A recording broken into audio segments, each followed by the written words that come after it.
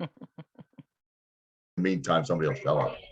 All right, Mr. Chairman, we're recording. Go ahead. All right. I call the zoning board of adjustments special meeting hearing agenda of the Long Hill Township meeting to order at 7:34. Call to order and statement of compliance. Adequate notice of this meeting has been provided by posting a copy of the public meeting dates on the municipal bulletin board and website, by sending a copy to the Echo Sentinel and Courier newspapers, and by filing a copy with the municipal clerk. Standard board procedures. Any hearing conducted by the board is a quasi-judicial proceeding. Any questions or comments must be limited to issues that are relevant to what the board may legally consider in reaching a decision. And decorum appropriate to a judicial hearing must be maintained at all times. Meeting cutoff. Announcement is made that as a matter of procedure, it is the intention of the zoning board of adjustment not to continue any matter past 10:30 p.m. at any regular or special meeting of the board unless a motion is passed by the members then present to extend the meeting to a later specified cutoff time. Pledge of Allegiance. Brian, would you lead us, please? I pledge allegiance to the flag of the United States of America and to the republic which stands one nation under God, indivisible, with liberty and justice for all. Thank you. Roll call. Yes. See, we did pick up some people in the meantime. It looks like that. Good. Mr. Aronio is excused tonight. Mr. Giannakis? I see him Gary, there. are you there? I see some weird looking picture, but I don't see him.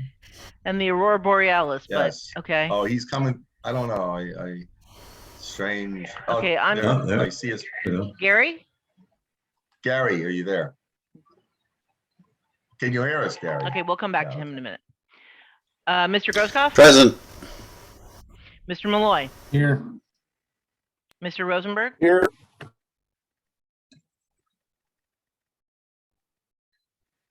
Here.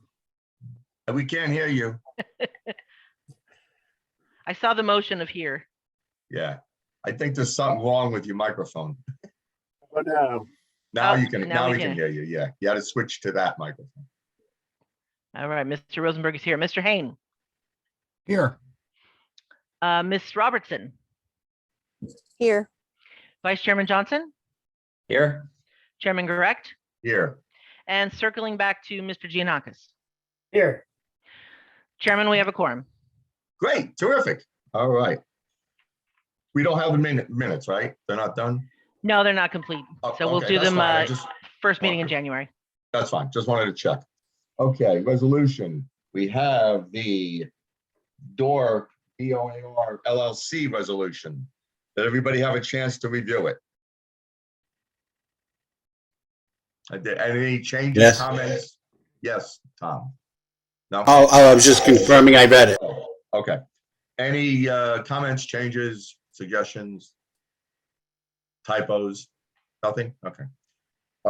Do I hear a motion to approve the resolution of the Board of Adjustment, Township of Long Hill, Morris County, New Jersey, for the DOAR LLC, 645 Valley Road, Block 10801, Lot 1.01, application number 21-07Z. So moved. Do I hear a second? Second? Somebody say second. Second. Good, thank you. Who was the second? Mr. Rosenberg? Yes. Okay, and Mr. Warner, can you please clarify who's eligible to vote on this other than Mr. Groskopf and Mr. Rosenberg?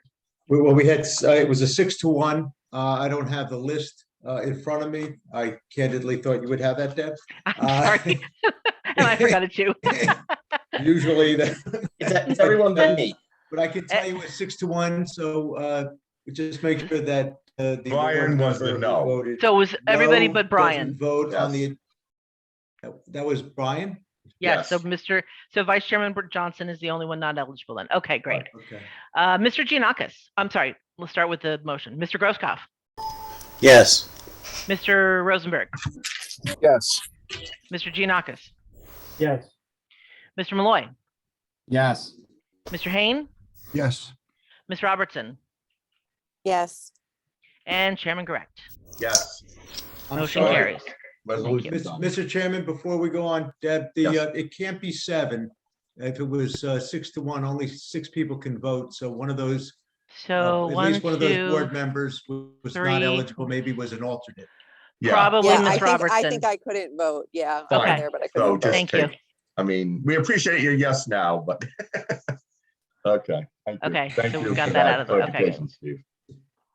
All right, That's a now, vote of confidence. Now we're 6 votes, so we're good. Thank you. good, thank you. Thank you. Okay, now we have 3 applications. We have, the first one we're going to consider is a variance, block 13004, lot 22.01, zone R4. Commonly known as 310 Elm Street, application number 21-18Z. Ken Chwatek, applicant proposes to construct a new deck in the rear yard of a single-family resident. Lot coverage variance is requested. Steve, would you swear in our experts, please? Sure, I'll swear in our board professionals as well as Mr. Chwatek. If I can see his right hand raised, please, sir. Thank Yes, you. sir. And Mr. Kaufman, you as well? Where's Mr. Kaufman? There he is. Yeah, there is. Mr. Chwatek, please raise your right hand. Thank you. Do all of you swear to God or affirm that the testimony you're about to give is the truth, the whole truth, and nothing but the truth? I do. Yes, I do. Thank you Okay, all. terrific. And Mr. Chairman, with your permission, if I can, as Yes, always, go ahead. reflect that the notice was sufficient in content, timely served, certified mail December 8th, published December 9th, both at least 10 days prior to this evening. So the board has jurisdiction to hear and decide the case tonight. Thank you, Mr. Chairman. Thank you. All right, Mr. Chwatek, would you, any way you want to proceed by giving us an overview of what you're doing, and then you can call your witness? Yes. So I'm applying to construct a deck. This home was originally purchased by my parents, actually, in 1961, and I subsequently purchased it from my mom in 2008. I've lived there the last several years. It's actually a 2-family home, and I moved out a couple of months ago. So the goal here is to replace aging decks.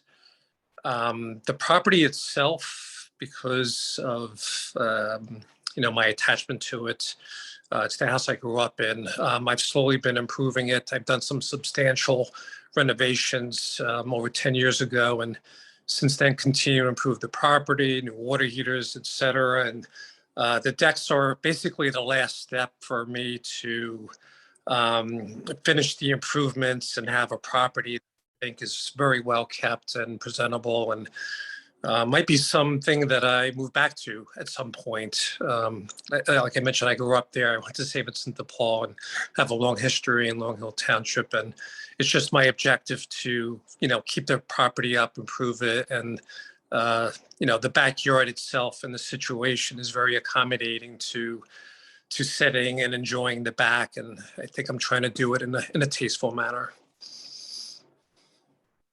So what you're doing is you're making the top deck and the bottom deck bigger, or are you increasing the Yes. size of the decks? Increasing the size. Right now, it's roughly, I don't have the exact dimensions or I can't see them. I think it's roughly 5.5 feet wide and about 10 feet long. Really not much room as a deck itself. I think it's more of an entryway and a way to exit. But I'd like to fix that, expand it. The bottom piece is actually a concrete slab that is cracked and is cracking. So I'm trying to not only, fix it, but improve it and making something more enjoyable and presentable. So you're going to make it an actual place where people can sit and as a usable deck. Absolutely. It's a very nice, yes, it's a very nice backyard to do that. I would need a clarification. Your application refers to R5, R4, but then I see in our report that it's an R2. What zone is this in? I'm a little confused. Can anybody clarify what zone this is in? Answer that. Maybe our planner? What Yeah, yes, zone is this in? yeah, I have it in the R4. In the R4, okay. Just checking because there was R5 numbers put in there too, and I just wanted to know what zone, what's the difference between the two, if it makes any relevant difference. Chairman Grech, the R5 is actually often confusing because that's a type of construction under the building code. So Oh, okay. All right, just it's in checking. zoning 'Cause- with construction codes, but it's an R4 Oh. zone that requires R5 construction under the building codes. Okay, just, all right, that's a good clarification because I thought he was referring to the zone that it was in. It's often Okay. confusing, yep. Okay, so the R4 zone. All right, terrific. That's good. We got that straightened out. Okay. Who's sharing the screen? Is that you? I'm sorry, Joe? I put that up just for clarification, Oh, Chairman. It's Bill good. Kaufman. That's Oh, our, good, that's your great, document. terrific. Those Okay. are exhibits the board has in front of them. So, Mr. Chartek, do you want to give it to your architect at this time or? That's perfect timing. Yes, please. Okay.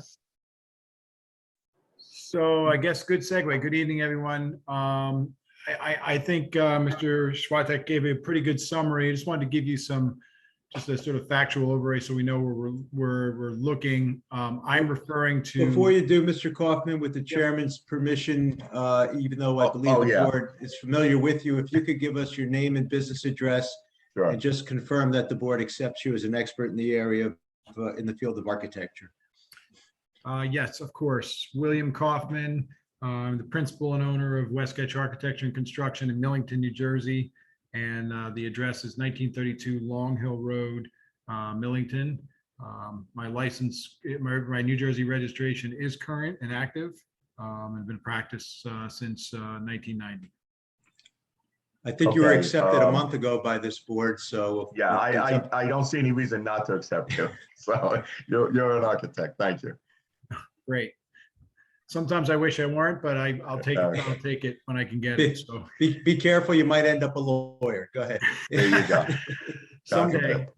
So the exhibit that I'm referring to is just a copy of the submission sheet G 101.00. It's the cover sheet. It does have a photographic aerial view G1 in the upper left-hand corner of the document, which shows an aerial view of the subject property with a little red dot. And then the lower right corner of that same document, A12, it shows just sort of that's the town's 200-foot mark, but you can kind of see where the two streets intersect here on Main Street and Railroad Ave there. I want to just quickly move to the existing floor plans, which are really nondescript, but they're kind of telling in the scale and scope of this project. Sheet AD 111 has two drawings on it, A1 and A8. It's just a first and second floor mapping the existing deck. It gives just a scaled version of what the existing and proposed demolition is going to look like.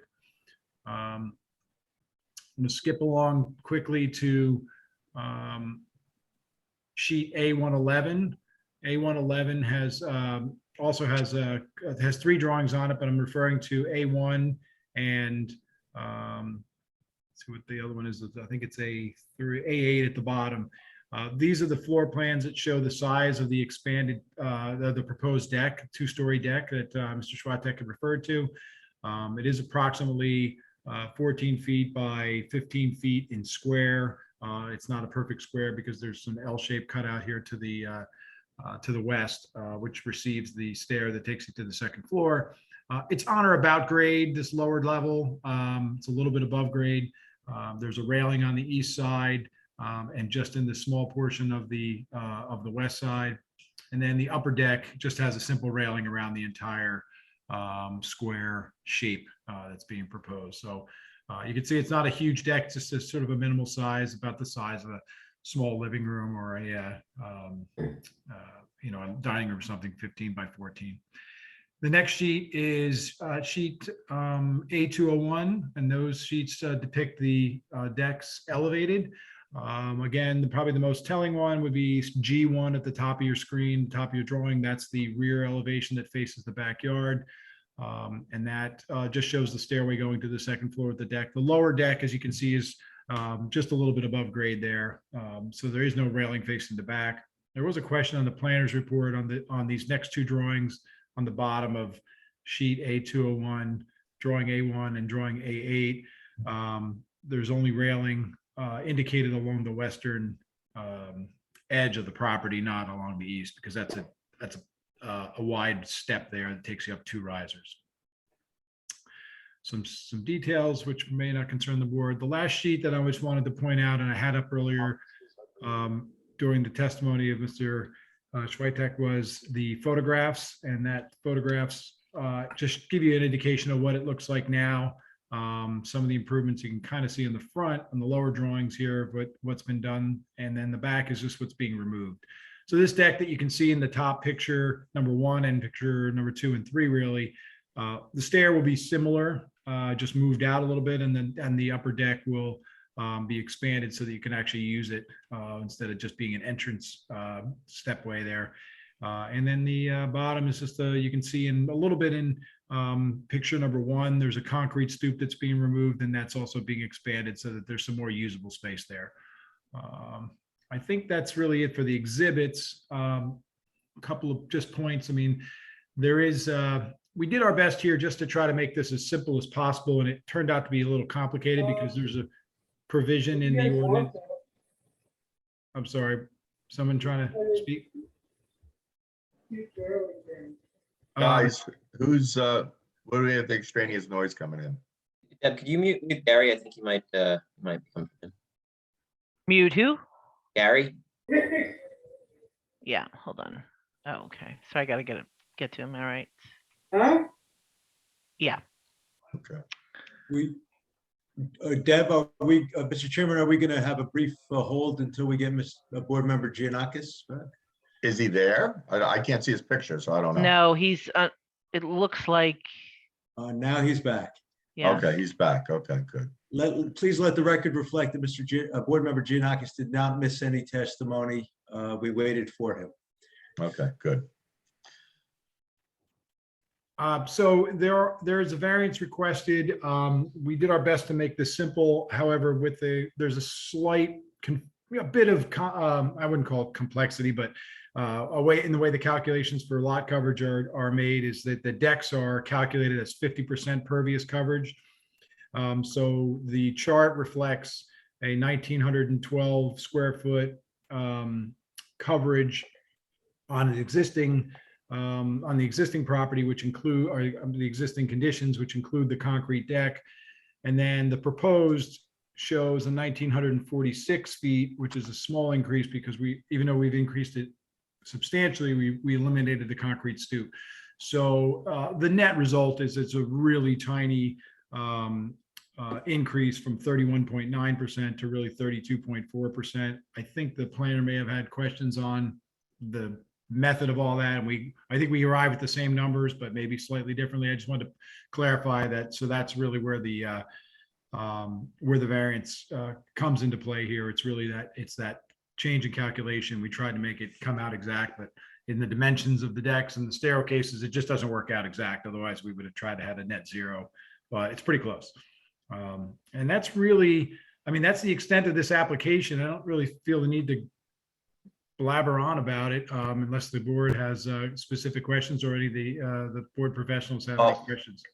That's fine. I'm going to open it up to the board questions now. If I think that, first of all, before we continue, Mr. Schweitek, do you have any other witnesses besides Mr. Kaufman? I do not. Oh, okay, fine. Just want to make sure because I don't want to assume that. Okay, board members, do you have any questions? Could you stop sharing your screen? We don't need that. Certainly. Because I can't see people. Okay, let me find out where the button is. Okay, good. Let me go back to now here. we're seeing your email. Great. Get rid of that too. There's going to be a lot of things I don't want you to see on here. Very quick. Okay, well, Fifth Amendment, Mr. Kaufman. Yes, sir. Yeah. Meeting controls. How's that? Where is the? Oh, usually stop has share. a stop share button. It's the big Stop red share. button. The There big you red button go. that says You stop missed it. share. There you Okay. go. There you go. Does any board members have questions of either Mr. Twatek or Mr. Kaufman? Mr. Chairman, I have two Yes. for Mr. Kaufman. Just regarding the for the lot coverage, just two things. Are you proposing any screening to the adjacent properties, plantings or anything like that, fencing? Ken, I think that's directed to you, right? Well, either one. Yep. I mean, Mr. Twatek, was there any intention of adding any additional plantings, trees, or anything like that, or what's existing? No, there's, I believe the answer is just a simple no. There's a couple of trees in the backyard, but there's nothing here where I'm going to be building that. You cut out there. We couldn't hear you. I'm sorry. I don't believe that there's anything, that there isn't any plantings to be considered. There's a tree in the backyard, an oak tree, but no bushes or anything else with next. Okay. And any Mr. other? Yeah, just to follow up. So, Mr. Go ahead. Kaufman, about how much further into the rear yard will the new deck be compared to the old one?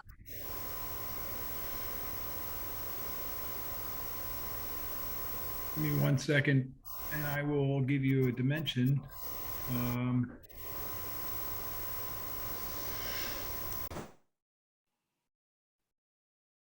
It's a little over 7 feet.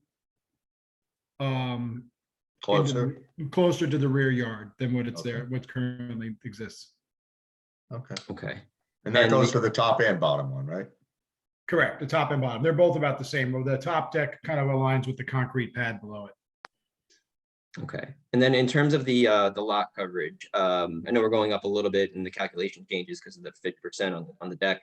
Is there any proposal to have any like localized water retention around the deck, like stones or anything like that, or you just going to sheet the water off the property? Well, there's no way to collect it through the deck. The deck runs through to gravel underneath it. That's really the purpose of the 50% reduction. There's no way to really capture that water within the deck system because it's pervious or partially pervious. So there's no way to put a gutter or retain it anyway. So there isn't anything physically proposed. That's really the reason for the reduction in the calculation. It's why it's not 100% because part of it just drips through the deck into the ground below it. Okay, so you are proposing to have stone underneath the deck? There's gravel under the deck, correct? Yes, the lower deck. Yeah. And to your estimate, that should absorb the water coming off of both decks or through the decks? Yeah, I don't see how that's going to create any additional runoff. Everybody's sort of familiar with that. If you've ever looked under a deck, you can kind of see how it disperses the water pretty evenly. There's no concentration of runoff underneath of a deck. Okay. Any other questions of either Mr. Twatek or Mr. Kaufman? Okay. Yes, Jonathan. Can you hear me? Yes. Okay, I actually just had a question on the comments just made by your architect. You'd mentioned that the deck will be 7 feet closer to the rear, but I'm just wondering, excuse me, how that works with the application where it mentions that your rear yard setback is existing at 47.3 and proposed at 32.3, which sounds to me like you're increasing the depth of the property at 15 feet. Or am I reading this incorrectly? Where are we getting the feedback from? Is that your end, Jonathan? I don't know. Yeah, that was Jonathan. Okay. Sorry. I think maybe it had to do with the variances requested. Let me just zoom in and make sure that I gave you the right. Yeah, make sure you got the right numbers for the setbacks. Right. Let's see. Yeah, the rear yard minimum is 25 feet. Right. So we're increasing or decreasing that from 47.3 to 32.3, but we're not. Actually, it's calculated as I gave the wrong information on the 7 feet. It's a decrease of overall of 14.97 feet. Okay. Not 7. I misread that. But it's still not encroaching on the rear yard setback. Yeah, I was just wondering clarification for when you said 7, when it looked like 14. Yeah. Thank you. I'm sorry about that. That's a good catch because I read the wrong column. Any other questions by board members? I have a question. Yes, go ahead, Gary. The house when you're looking at the house to the right of it also has a deck on the back of the house. And I'm just wondering how close are the two decks to each other, the upper decks? And if you thought about any screening at the upper deck, not plantings in the ground to separate the lower deck or shield the lower deck, but the upper deck, sometimes I see these lattice things, so people kind of have privacy on their own deck that you're building. I guess maybe I'm better to respond to that initially. So with respect to privacy, I thought about that. I was asked that question, and I don't feel that the decks are close enough where it's been an issue. I've known the owner, Jackie, for many years, and there's nothing that we're doing now that would make the decks closer. The larger portion of her deck is actually closer to Central Avenue. So it's further east. It's on the other side of the deck.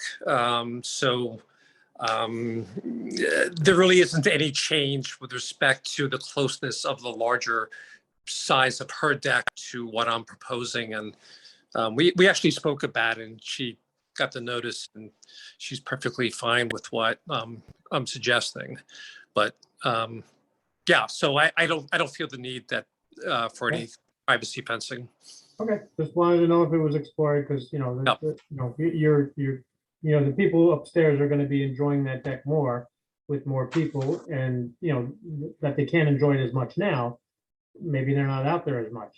There will be more. Right. So and then I was looking at the planner's report, our planner's report, which classified the property as a single family, and I was just trying to get a clarification if it is indeed two family or one family, and which professional are we looking at for that? I actually indicate that it's a 2-family in my letter. It is a 2-family, but it's a 1-family zone at this time, Yeah, yes, but it's grandfathered, right? yes. Maybe I'm misreading it because I thought I saw. It's a 2-family house in a 1-family zone that's grandfathered. In the site description, it says the lot is currently improved with a 2-story. Oh, single family. I'm sorry. I screwed up. That's me. Sorry. It's 2-family. Okay. Yeah, it's 2-family. Okay. No, just wanted to make sure know what we're saying. Yeah, I apologize. So we're on the same page. You're Good correct. catch, I Gary. apologize. Thank you. No problem. Being the real estate agent you are, you caught that. Yeah. I was in the home, and I think you're keeping it in a wonderful place when you have the rental upstairs for rent. So, yeah. Correct. Yes. Yeah. Any other questions by board members? Okay. Any questions by the public? Mr. Chairman, can board professionals ask questions? Sure. I didn't. That's fine. I'm sorry. I didn't anticipate there being any. But go ahead, Liz or Rich. Do you have any questions? Rich, you can go. No, I have no questions. This really has little engineering impact. There's no drainage impact on the property. There's no grading impact on the property. So we have no concerns from a technical issue aspect. And I think the applicant has clarified some of the coverage calculations that we had. Yeah, I just had some slight corrections to the zoning tables that were provided. And if as part of compliance, they can be corrected, that's fine by me. Okay. And Mr. Chairman, just a few quick ones, if I may. Yes. Thank you, Mr. Chairman. Real simple one off the bat, Mr. Chwatek. If you said you recently moved technically to address for the record. Wait, I'm sorry, you buzzed out there for a minute. Yeah, he wants your new address for the record. Oh, 740 Long Hill Road in Gillette. So, well, thank you. And the photographs that were submitted with the application materials on this that we saw, who took those, when, and are they an accurate depiction of what presently exists? They are accurate, and I believe Anthony Tedesco from West Ketch took them this late summer. That's correct. My office took those photographs. Probably, yeah, somewhere in August. Thank you. Predicate question for all photographs, so thank you. Thank you, And then with respect to the question regarding screening from the adjacent lot to the rear, on the aerial on G1, the home is the second to the left of the street. So is that a large tree that's behind the rear of the residence? I heard you mention a large tree, but again, before that, you garbled a little bit. Could you repeat the Yeah, question? Steve, you're Sure. cutting out. Your connection isn't that good. Yeah, I'm gonna have to, yeah, that's gonna be a problem. My apologies. Your home on the aerial has a tree to the rear, correct? Correct. He just froze. Help with the aerial with the questions regarding screening to the rear, given that the existing deck is being set back 15 feet further. That just might help the board members. Beyond that, I take it it's the argument is it's an undersized lot, and that may contribute to the need, since it's 6,000 square feet as opposed to 20,000 square feet minimum lot area, that might contribute to the hardship for requiring the 25% coverage, and you're over 32.4%. Would that be accurate? That's correct. Okay. I had nothing further. Thank you, Mr. Chairman. Thank you. Thank you, Steve, for being thorough as usual. Deb, is there any members of the public out there? Members of the public, if you have any questions for this applicant and their witness? Going once? Going twice? No Done. members of the public, Mr. Chairman. Great, terrific. No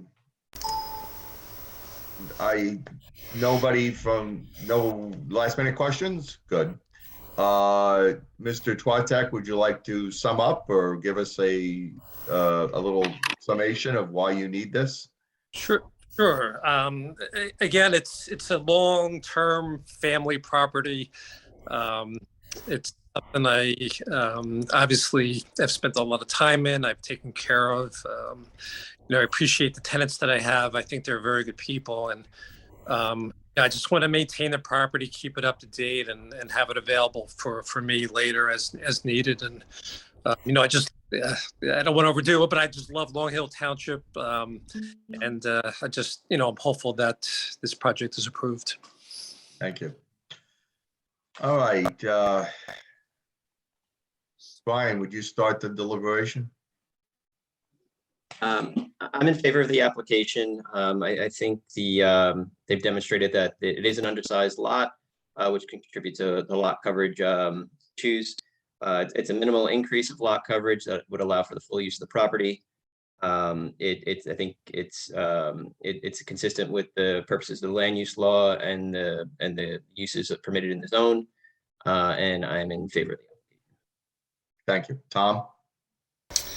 Once again, the vice chair has spoken quite reasonably.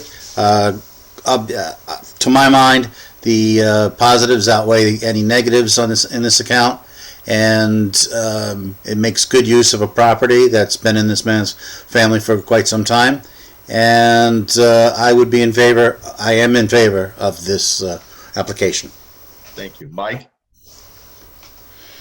The positives outweigh the negatives here. I think the applicant's done a nice job of enhancing the property. None of the neighbors seem to object to the improvements. It's a worthwhile application. Thank you. Jonathan? Yeah, I think everything's pretty much been said. I'm in favor of this application as well. Thank you. Gary? I'm in favor of the project. I think it's a nice subtle improvement that will keep it up to date as the applicant explained. Scott, I don't see any problems with this. I don't see any major impact with this. I'm in favor of it. Jill, I would be in favor as well. thank you. Okay. Steve, you want to give us a motion? Sure. From the deliberations, it certainly sounds like it's going to be a motion to grant the bulk variance relief for lot coverage at 32.4% versus existing 31%, as opposed to 25% permitted, with all the stipulated 2 conditions, including those set forth in the October 29 report of Liz Laney, our planner, and the October 31 report of Rich Keller, still our engineer, and including but not limited to the condition that there will be gravel under the deck to serve somewhat of a stormwater management or infiltration benefit, and the zoning tables will be modified pursuant to the request of our planner. Thank you. Do I hear a motion to approve this application? So moved. Do I hear a second? Second.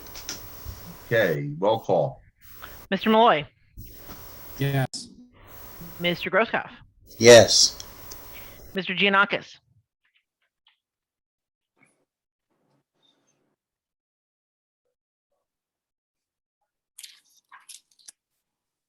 You have to say yes, Gary. Yes. Okay. Sorry. thank you. It's okay. Mr. Hain, Yes. Vice Chairman Johnson, Yes. Chairman Correct. Yes. Motion carried. Congratulations. I'm not sure I was asked, but okay. I still vote yes. too. Mr. Rosenberg, you said, I thought You said yes. yeah, I Did thought I? I said, Hey, yes, you. Jonathan. Okay. Did I miss? I don't think I said yes, but yes. Mr. Rosenberg, Yes. Okay. thank you. Now you said yes. Yeah.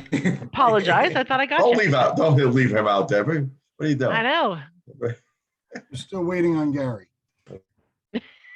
No, Gary, we Oh, got, Gary yeah. said yes. I'm sorry, Just- of course, my kid was talking to me while I know the dog was barking. Let me, yeah. I don't know, Maybe Gary. we should Sounds be like you got back a in- menagerie maybe we going should be on there. Back in town hall, maybe we should. I think you got to go hide in your closet somewhere, you know? Your little privacy. Yeah. All right. Thank you, Mr. Trotec. And good luck with your deck.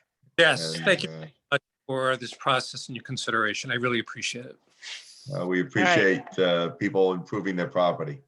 All right, Great. Mr. Schwarzek, I'm gonna actually take you off of the, in order to take you out of the panelist situation, I have to remove you from the meeting, but if you're welcome to dial in, again, if you wish. Okay, thank you. Okay, All right.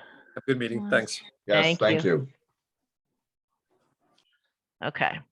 Now, for those other than Mr. Kaufman, who is on this next application, if any members, I see one member that's Mr. Chris Ciazza, and I don't even know if I'm saying that right. Promote to panelist. Okay. Bill, how do you say your next client's last name?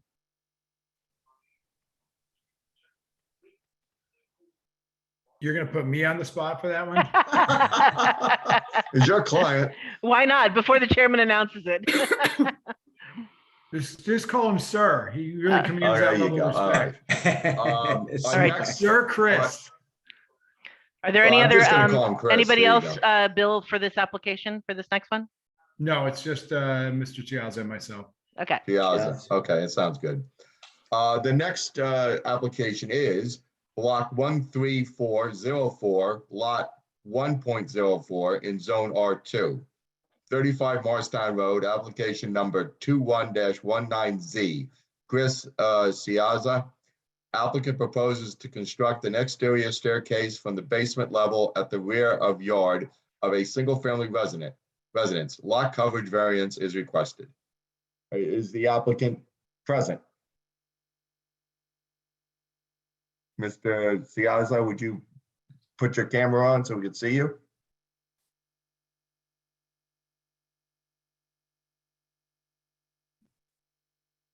And come off mute as well, please. Yes.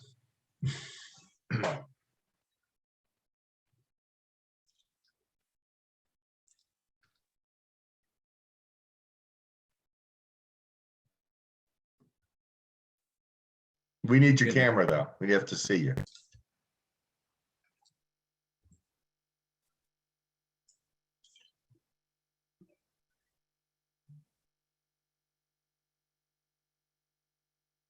Just look for the little camp video thing and click on it.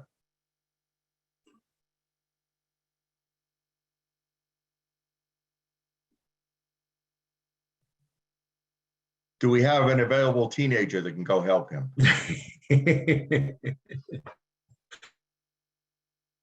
All millennials. Yeah, whatever. The IT department.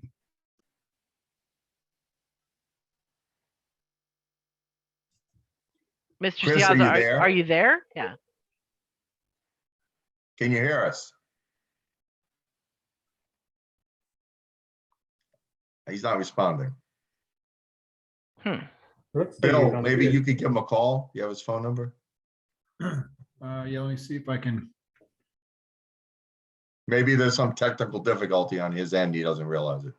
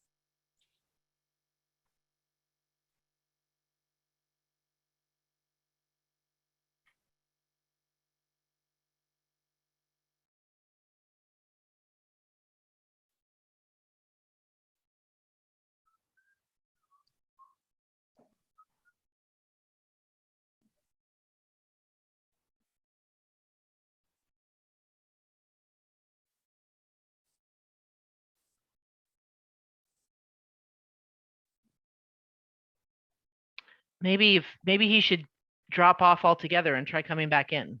Yeah, maybe that was an issue. Chris, if you can hear us, why don't you drop off the meeting and then come back in and I'll let you back in.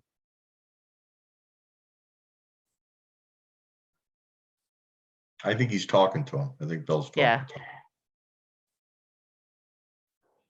While we're doing this, Mr. Chairman, Yes. just as an FYI, since I have an unstable connection myself, I just contacted John Kaplan, who hopefully will be joining us in the next 15 minutes or so, and I'll hang in there as long as Okay. my connection lets me. Okay. Thank you. Thank you. Are you doing it on your phone or how are you doing it, Steve? No, I'm on my laptop. I don't know. It must be Are this you undisclosed- Wi-Fi or plugged in? Okay. You know what? I thought I had a good Wi-Fi connection, but I might not. So, You can't just hardwire be there then. You don't have a hardwire capability? No, and I think I qualify as in what they call boomer status. So I'm Technically impaired. Technology impaired. Exactly. Yeah, absolutely. Bill, 14 what's the outcome? He's still conversing. Who's Beth McManus, Deborah?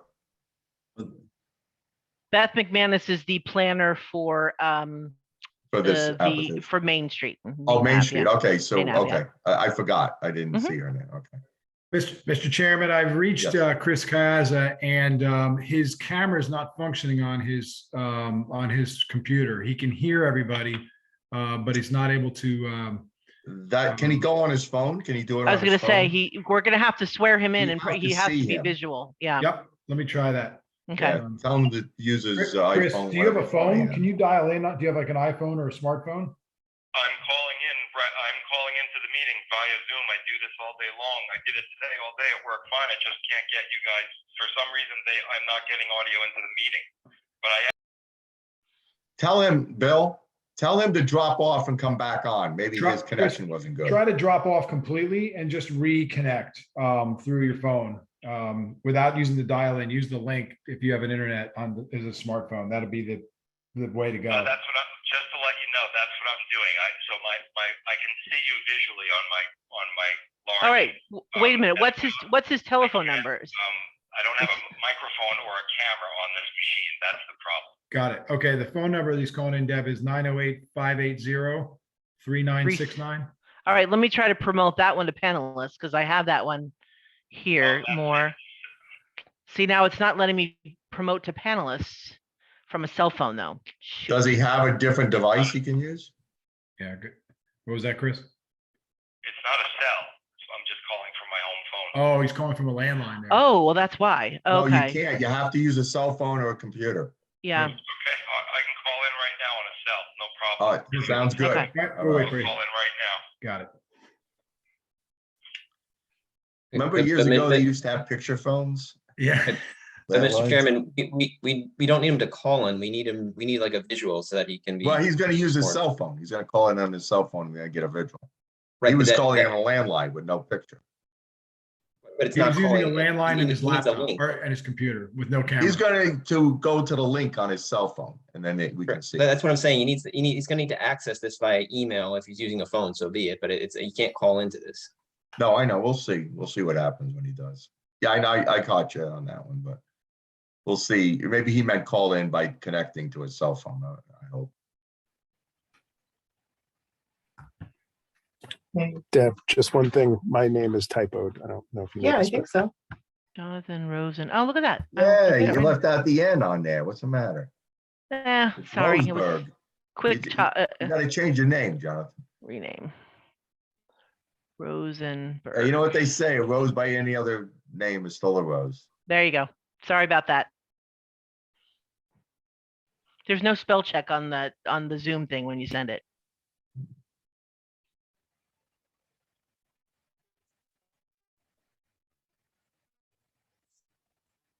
Do you have anybody coming in on? So this now, one? well, yeah, he's got a 917 number. Let's see if I can do this. It's not letting me promote to panelist from a number. He's gonna have to go in through the email then. You know what? Let me see if I can. Bill, tell him to wait. Send him another email. Tell him to wait for the email and put join meeting on the email instead of calling in by phone or by phone number. See if I can send him a couple. Hold on. I don't know if I can get into the meeting while we're here. Hold on. Well, if his camera's not working though, Bill, you said his camera's not working on his laptop? You're muted, Bill.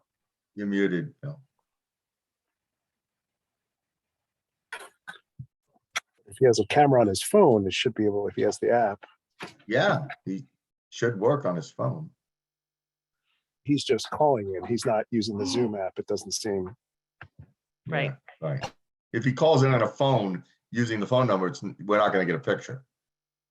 Mr. Chairman, should we take a brief recess? Yeah, why don't we take a 5-minute recess and let Okay, them I'll try work to out figure their this out. details. Okay. And everybody go get something to drink, hit the bathroom, and we'll be back in 5. Okay, we're back into the Okay, recording. mode. Bill, can you hear me? Mr. Kaufman, Bill? It looks like he froze.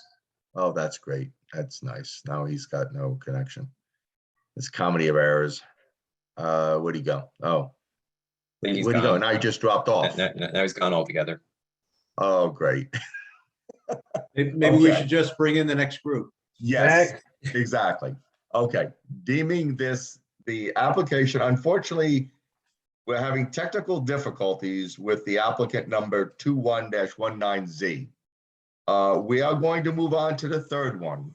If we can fix his technical difficulties and we're done with the third one in time, fine. If not, we're gonna have to move it to a different date.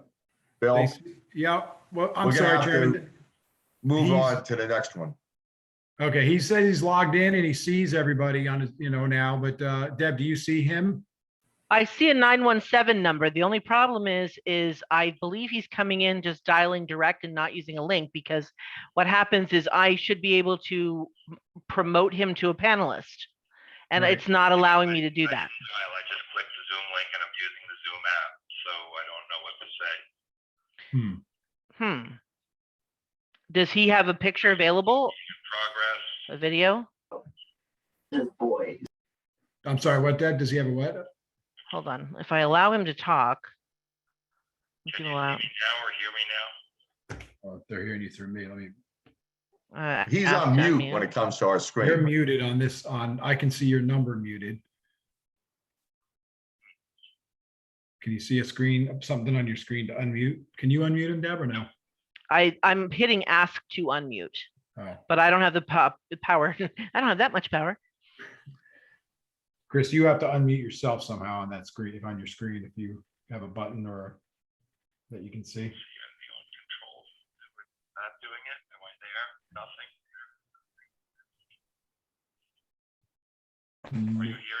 I'm hearing you through my cell phone. I think to unmute, it's like, I have to go back to I think it's like *9 or something like that. No, or that's raise hand. That's raise hand. Right. Oh, you don't have a speaker on your phone?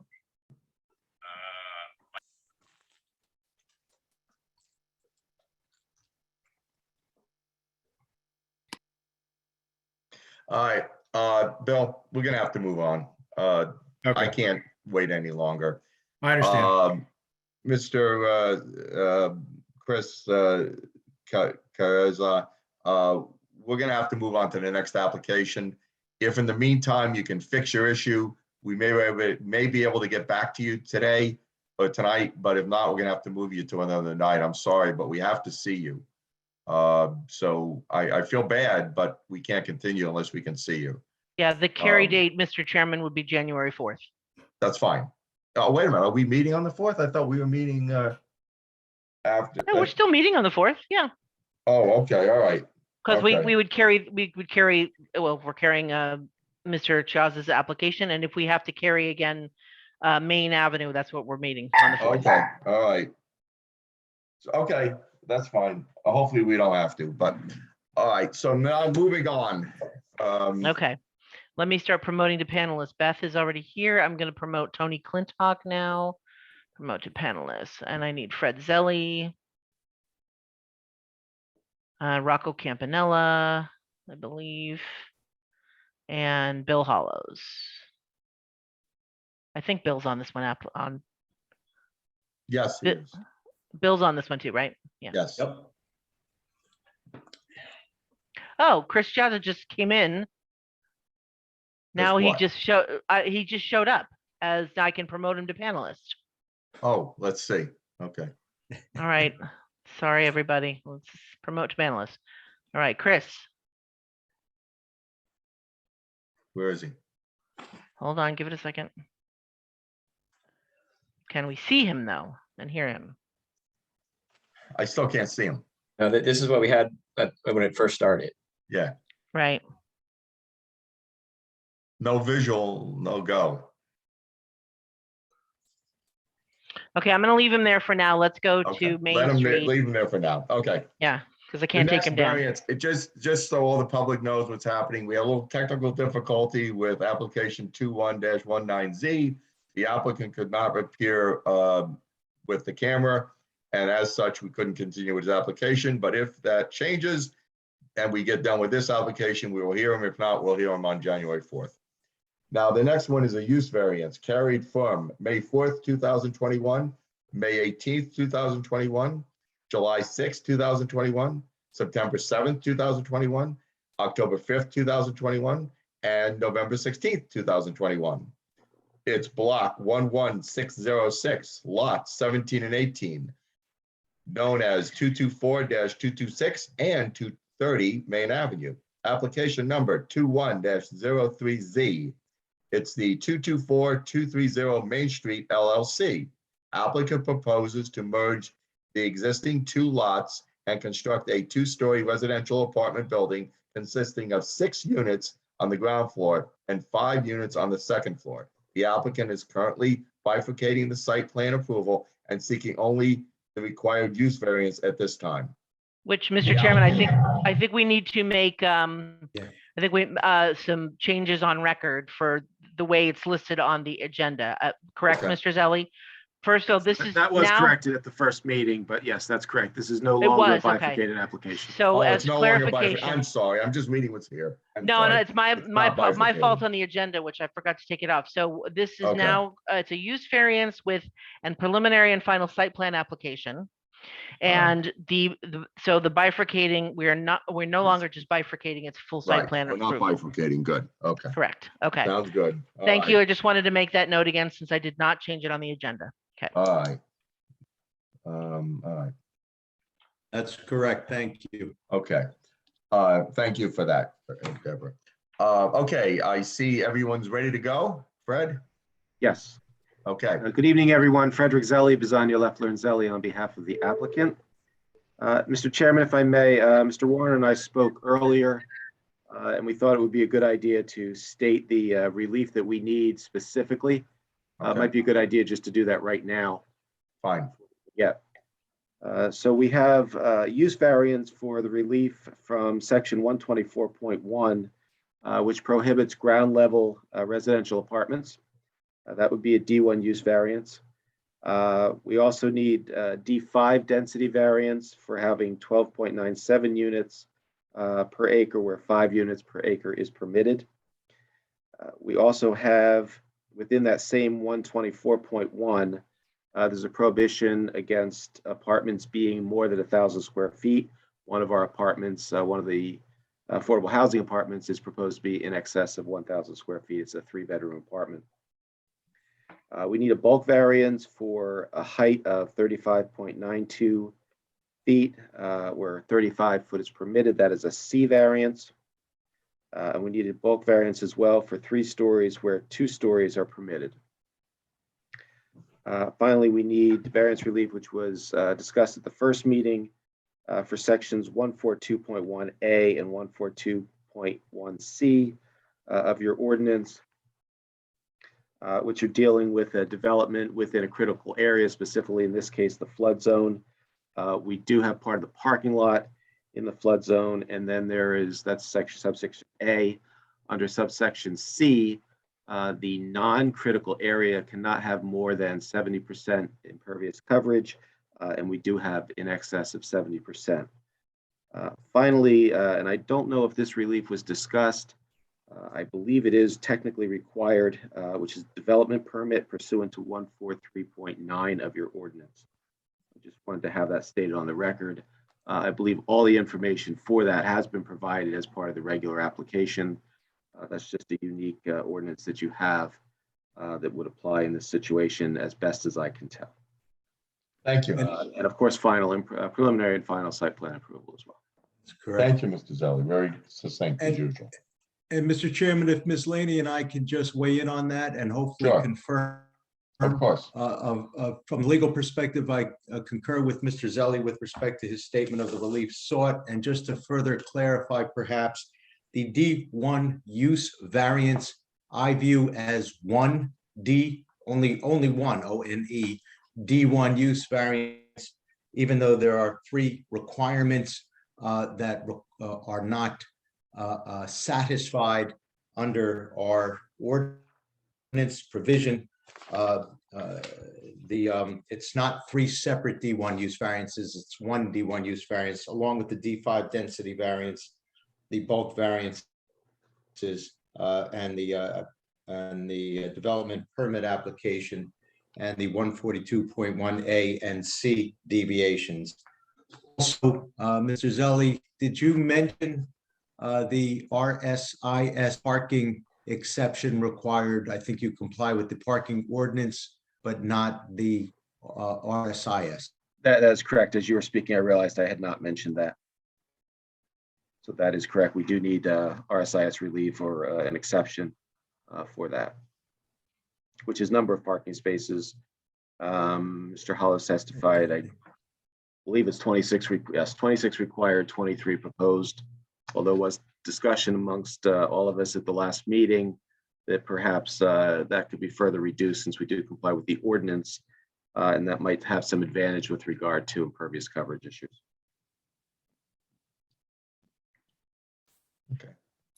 Mr. Chairman, I just want to echo something that Steve said. So it amends slightly what Mr. Zelli said. I think the three parts of 124.1 that require D1 variance includes the density, but I think sort of out of an abundance of caution, the applicant is seeking a D5 variance in addition to the D1 variance for density, which is, it's just a quirk in our ordinance that is a little strange that you would talk about density, but be talking about a D1 variance. But so as Steve mentioned, it would be three parts of the D1, and then, you know, to be sort of dot our I's and cross our T's to add proofs for the D5 as well. All right, thank you. Thank you. All right, Mr. Zelli, who did we leave off with? So at the first meeting, we had two witnesses, Tony Clintock as a representative of the applicant, and then William Hollows of Murphy and Hollows, who gave all the engineering testimony. Mr. Hollows had a meeting earlier this evening, but I see he is with us. And I think what I would like to do before we get into our two main witnesses for the evening is briefly go back to Mr. Hollows and try to get a little clarification on some of the stormwater issues that came up at the first meeting. And those pertain to that 142.1 ordinance, those variances. Mr. Hollows, you understand that you're still under oath? I do. Okay, and your license as a professional engineer in the state of New Jersey is still in good standing this evening, is that correct? It is. All right, we still accept him as an expert. Mr. Hollows, have you had occasion to take a look at 142.1 and those two requirements? I have. Can you explain how that applies or doesn't apply, as the case may be, to our application? Well, in this case, your maximum allowable impervious coverage of a critical area is 70%.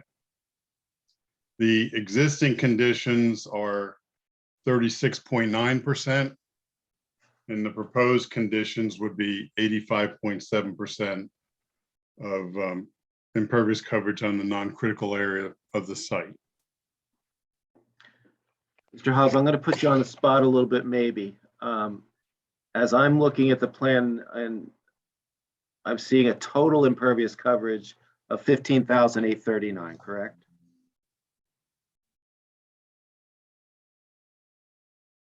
Yes, that's correct. That's not only limited to the non-critical areas, that's the total. That's the total. All right. And as I understand the ordinance, and if I'm wrong, please correct me, but as I understand the ordinance, the issue is not more than 70% of the non-critical area being impervious. Is that accurate? That's accurate. All right. So the 85.7 is the entire. Do we know, or can you figure out the impervious coverage that's just for the non-critical areas? I will do that and get back to you. Understood. If that's okay. If you can possibly do that while the other two witnesses are testifying. Oh yeah, no, certainly I'll do that. Okay. So that's with regard to 142.1C. And then 142.1A is simply a prohibition of having any kind of structure, which it includes parking lots within the critical area. And that's just a yes or no, and we do. Is that correct? We have part of the parking area? We do, and we have part of the building. Part of the building as well? Yes. Okay. Is there anything else besides the building and the parking area that would violate that ordinance?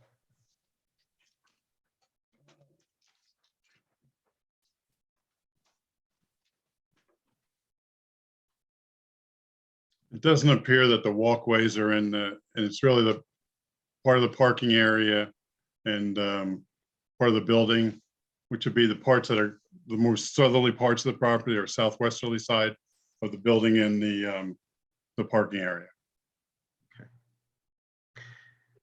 Okay. And as you've indicated, you can give us the exact numbers later, but just in general, do we have adequate stormwater management to address the impervious that we're proposing? Yes, and I had testified to that issue. Yes, and I testified to that at the last meeting. Okay. And this evening, you agree that that's still going to be adequate. There's no issues. No issues. And Mr. Chair, what I'd like to do is move forward with Mr. Campanella, our architect. Give Mr. Hollis a Okay. chance to do the calculations. We'll come back to him later. Fine. Campanella, Mr. are you Chairman. present with us? Yes.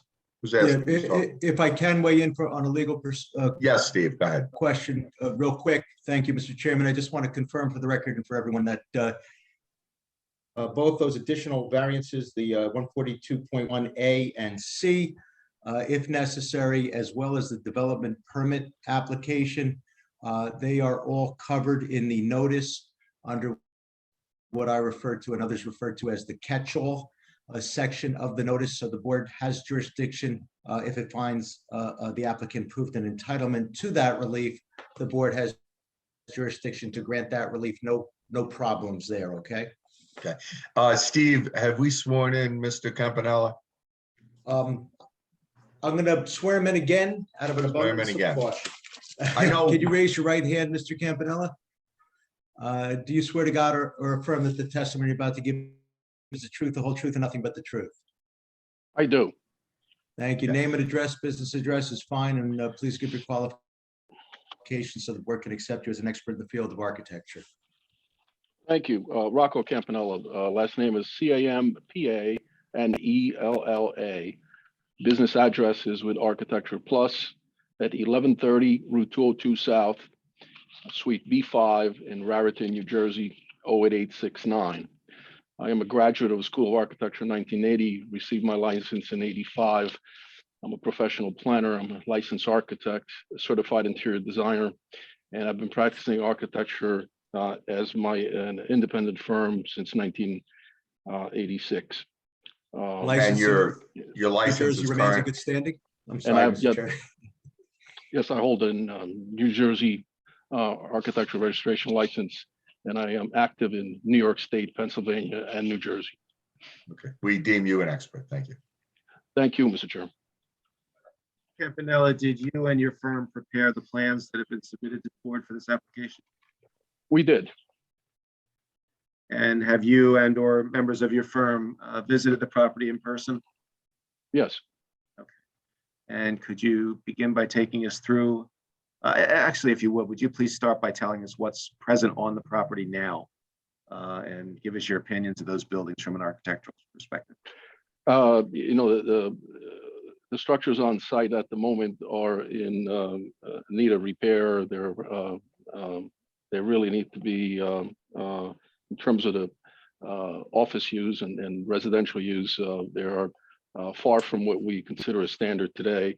I think the proposed design will essentially provide a single building on the site where there's multiple structures and create a much better solution and bring the building and the uses up to date. Are the architectural styles of either of those buildings of any architectural significance or historical significance? Not to my knowledge.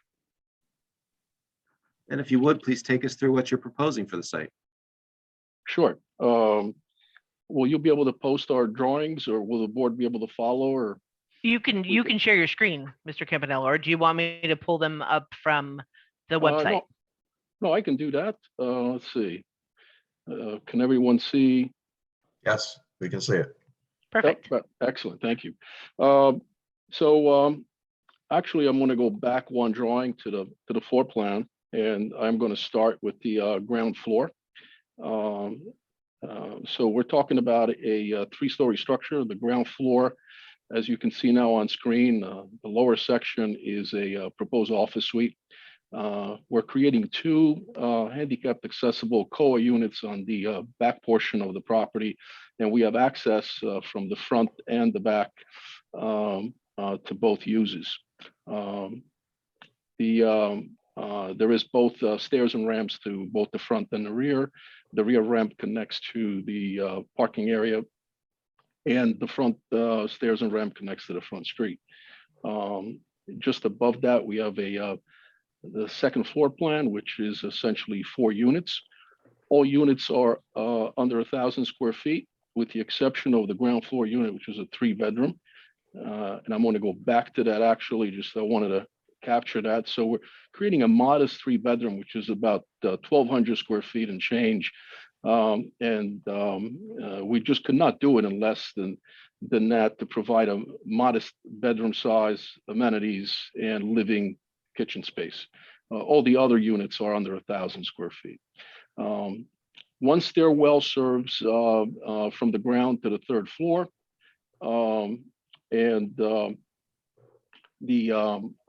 Actually, the 3rd floor is about half of the size of the 2nd floor.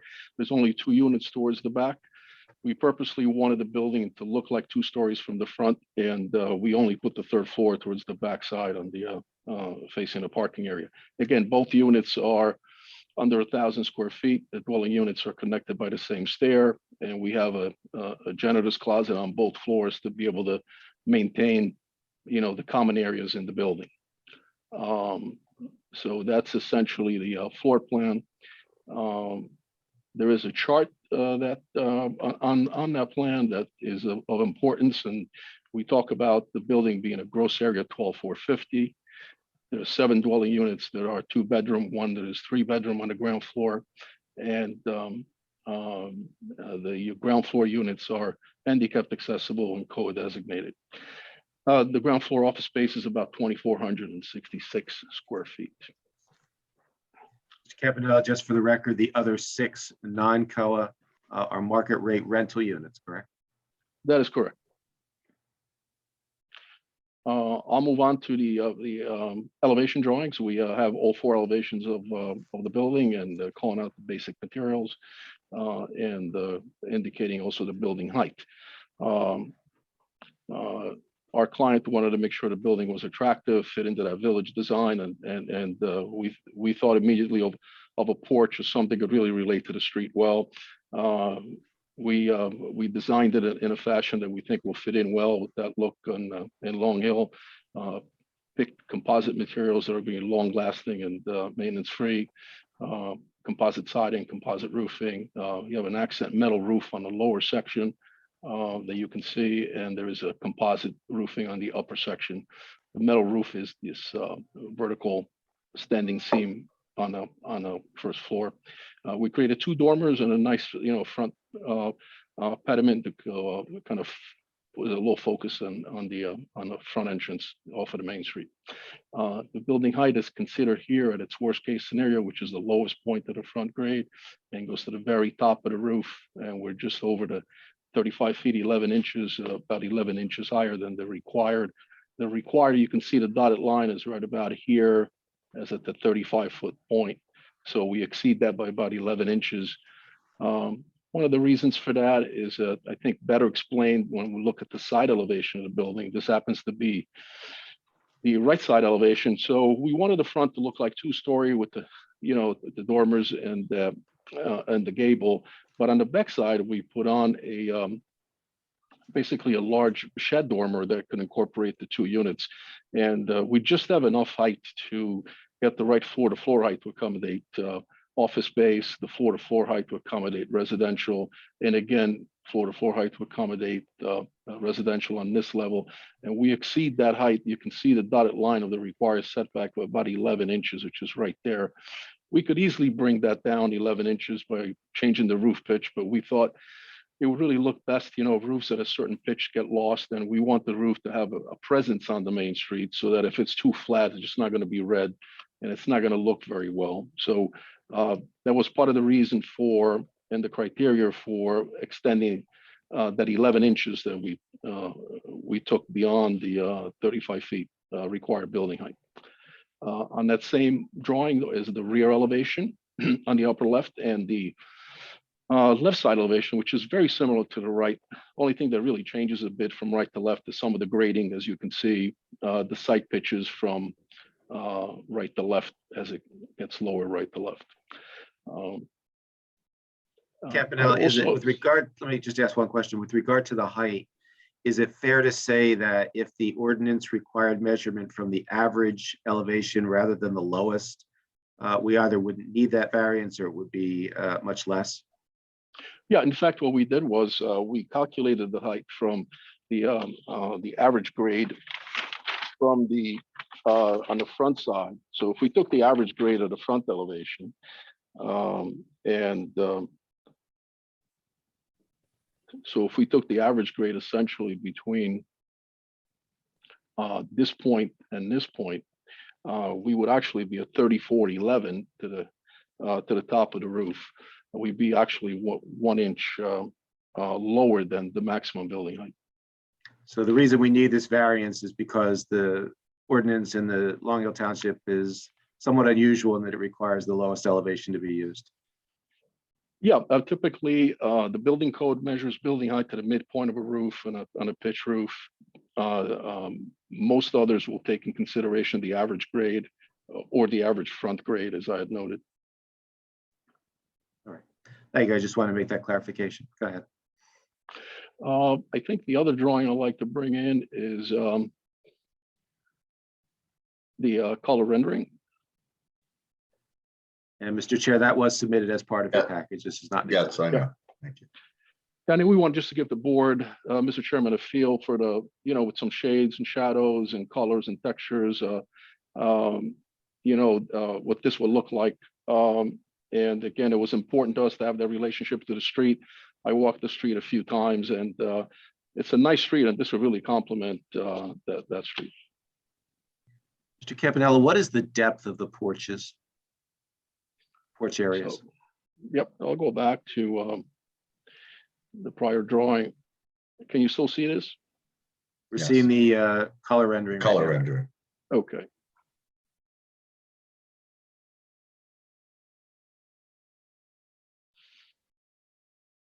That's the You floor see plan? Yep. So the porch is not a very deep porch. It's a couple of feet. It's a decorative porch. We wanted that relationship to the front area, and you can see it here. So it's not a rocking chair porch. It's not a porch that's anticipated to really be inhabited. As you said, it's decorative primarily. That's correct.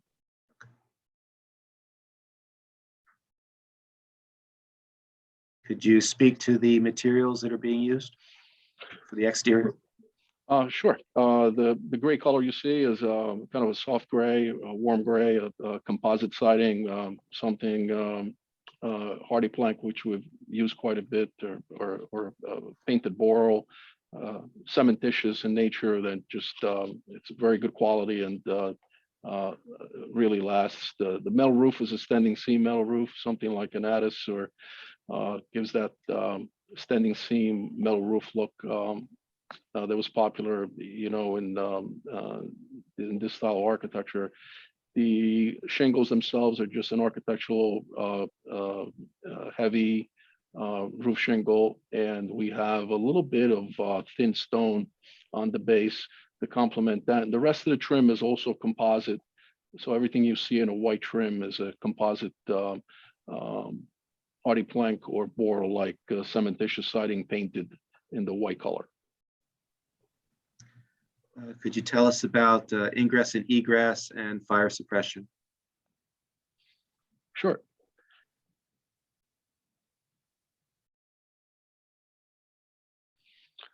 So if you recall, we had talked about the building is served by one stair. That stair is common to the back, and it goes up all 3 floors.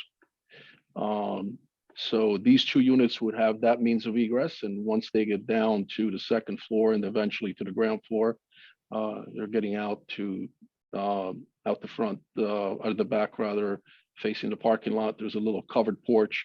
There's both stairs and a ramp. The business also exits out of the front in a similar situation with stairs and ramps.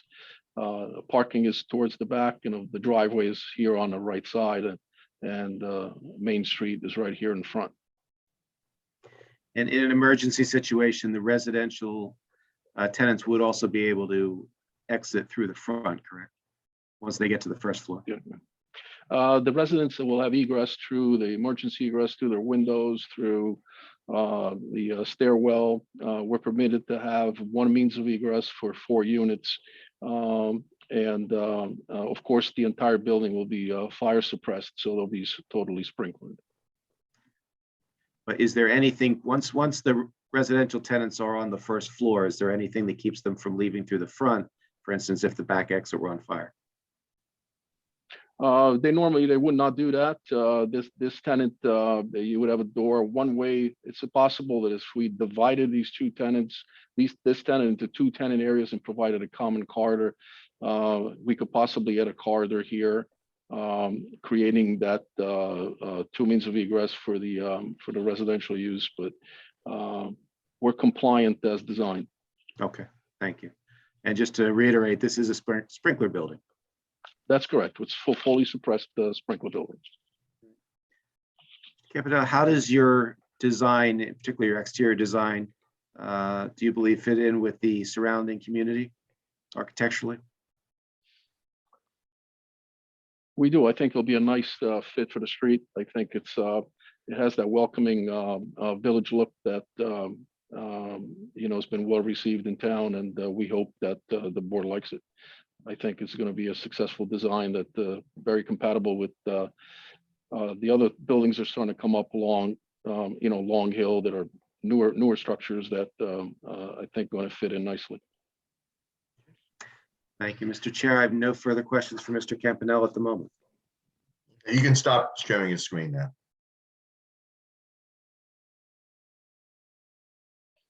Okay. Any members of the board have questions for Mr. Campanella? Yes, John. Jonathan, do you have a question? Yeah, just a quick question regarding the ground floor units, particularly the larger one. Is there any, in terms of their size, particularly the one that's over 1,000 square feet, does that have to do with the handicapped accessibility, or is that not a issue there? I guess my question is, why is one larger and the other smaller than 1,000 square feet? Although I think they're both handicapped accessible, I usually assume that has some play in the size of an apartment. It does. I think indirectly, first of all, the 3-bedroom and everything else is a 2-bedroom. So you have an extra bedroom. So that in itself, if it's 10 by 12, is 120 square feet right there, which is, takes you a lot closer to 1,000. Plus with the handicap requirement, yes, you have to have access to and from doors. One of the bathrooms has to be handicapped. The kitchen has to be handicap accessible, or as they say, actually in residential requirements, adaptable. So they have adaptable units. They're not quite the handicap requirements for commercial requirements as you would see them, but they're a little more spacious. The bathroom's a little more spacious, the kitchen's a little more spacious, and getting to and from doors needs a little more clearance. So what would you say if you had to estimate the accessibility, how much square footage does that increase the size of these apartments? No, I would guess around 25%, which is right about where we are. And don't forget, again, we're going from 2 bedrooms or 1,000 square feet to 3 bedrooms. There are 12 and 37. So that 237 square foot accommodates both for the bedroom and that extra circulation space. And if you look at the floor plan carefully, we kind of noted the sizes on there. They're very modest bedrooms or modest living spaces. They're modest bathroom sizes and corridors. They're certainly not luxurious by any stretch. All right. Any other board members, questions of Mr. Campanella? Yes, Tom. Mr. Campanella, you clearly noted that on the second floor that you can have one egress for 4 units, but you have 2 other units on the 3rd floor. What plans are for their egress? Because I'm counting 4 and 2 and getting 6. Yeah, that's the code. We can go up to 3 stories, 1 means of egress, and a maximum of 4 units. But that would be 6 units. Well, no, what I'm suggesting is that the 3rd floor could also be 4 units, and with the same stairwell means of egress, and that would be code compliant. Where we only have 2 units because the application can only fit 8. So we have 2 on the lower, 4 in the middle, and 2 on the upper level, totaling to the 8 number. I see. And since you have it sprinklered, there's obviously no plans for any external ladders or anything like that on the third floor. That's correct. Okay.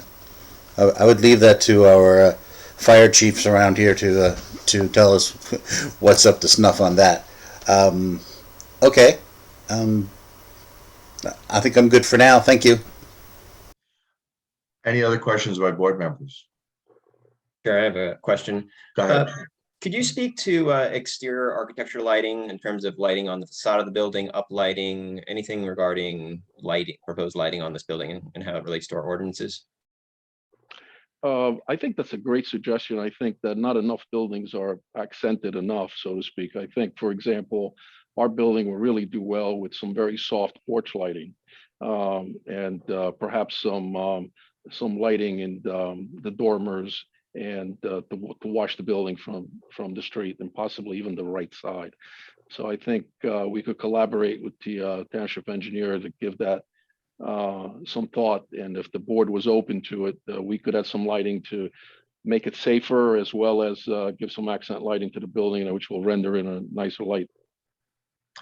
Actually, my question was, I agree, but my question was actually slightly different. If you had intended to incorporate lighting, and if you did, would that lighting comply with township ordinance?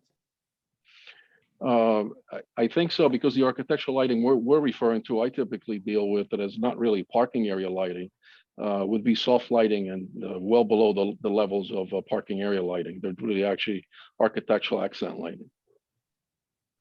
But right now, that's not shown on the plans at this point. Is that correct? No, it's not.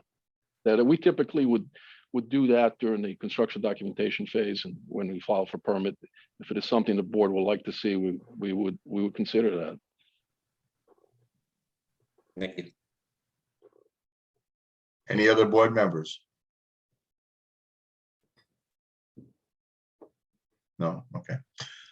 Mr. Campanella, you had mentioned if you do put lighting, if we do require lighting, you would work with our township engineer or the appropriate officials to see that the lighting is correct and Yeah, non-intrusive. we do. Mr. Chairman, we do that in conjunction with a lighting designer, an expert in lighting, who's we rely on, and in collaboration, we would make some suggestions, as I already pointed out, some of the areas that I would consider, and run that past your township engineer to make sure that he would be in agreement. See, that would be the plan. Are you considering any lighting in the parking lot? I will defer to Mr. Hollows to talk about parking area lighting. Okay, all right. I believe he did in the first meeting. Right, but Mr. Chairman, if I understood, if I remember correctly, I thought the engineer's report indicated that the site plan did not have sufficient information regarding lighting, and I'm not at this point comfortable deferring to the township engineer if it's in the purview of this board to review. Yeah, I know. I realize that, but I don't recall the amount of lighting in the parking lot. Fred, could you just maybe go over that again with Mr. Hollows? I'm going to bring Mr. Hollows back anyway, so Okay, just to keep fine. things clean, I'll do it then. Okay, before you do, does our planner or engineer have any questions of Mr. Campanella?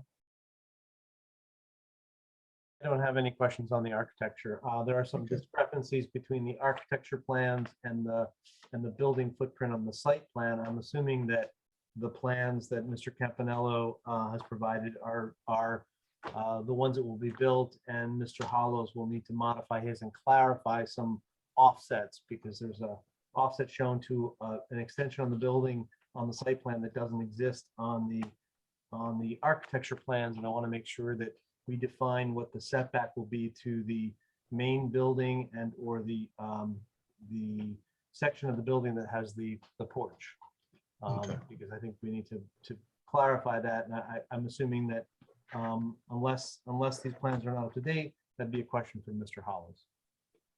Okay, thank you. To the best of my knowledge, Mr. Kello, the architectural plans are the plans, and the footprints are the plans that Mr. Hollows work with. Yes. Liz, do you have any questions?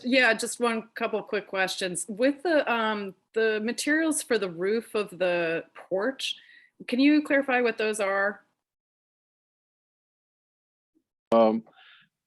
The porch section is that small section of roof that covers just the front first floor porch, decorative porch, and that will be a standing seam metal roof. It's a pre-finished color, and we had suggested that color.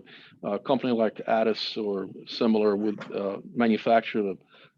It's a standing seam panel, typically 12 to 16 inches wide, sometimes a little wider, and it comes with a standing seam lock type at every 16 inches or so, and it's installed sequentially, and that's what we're hoping to install. And you're proposing that would be red? It's really a soft burgundy, I would call it, like a plum. Yeah. Okay. All right. Those are the only questions I have right now, Mr. Chairman. Yeah. Thank you. Mr. Chairman, might I ask a question or two? Yes, of course, Steve. Thank you, Mr. Chairman. With respect to variance relief, Mr. Campanella, I take it that your position with respect to the height variance of 11 inches, if I understood it correctly, from an architectural perspective, it is a better alternative than trying to squeeze the dormer down to 35 feet. Is that accurate? You're muted, Mr. Campanella. You're on mute. Oh. Okay. Can you hear me now? Yes. Okay, sorry about that.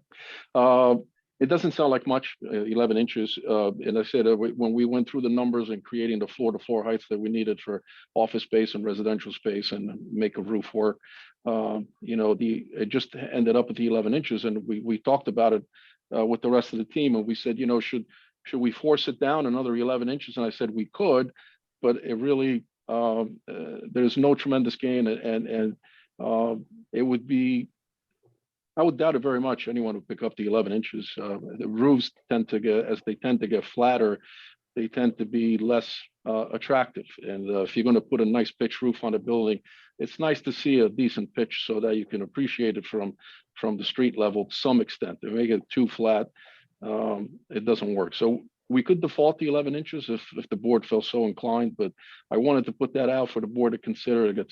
Seems like a small amount to pay for a slightly better look.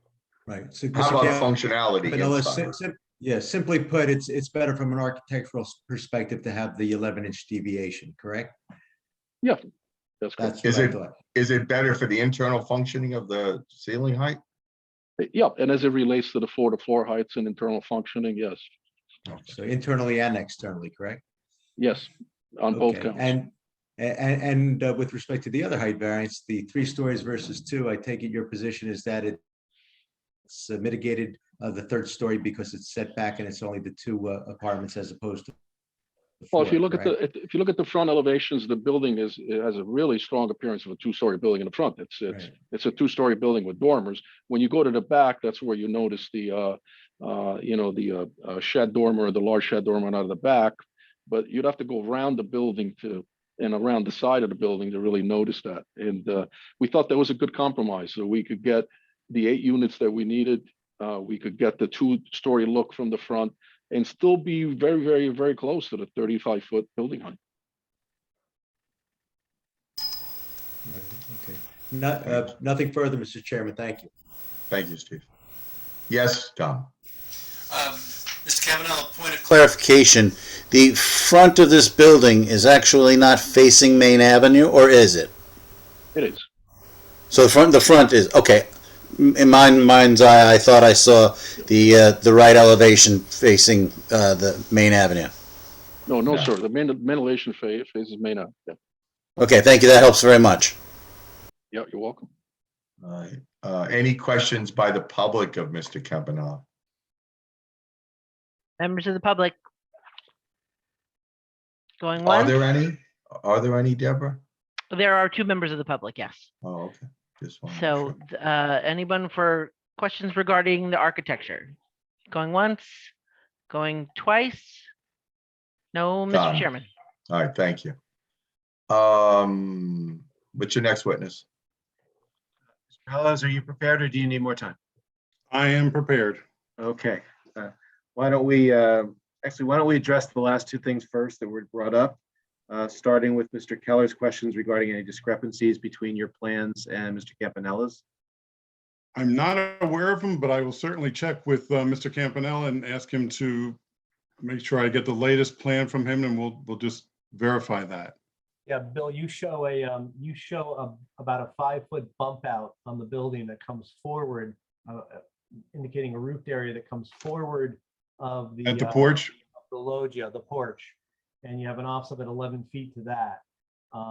What I'd like to get clarified is what the dimension is from the property line to the porch, and make sure that we hold that, and that if that 4-foot or 5-foot bump out doesn't exist, that the whole building doesn't slide forward to be 11 feet from the street.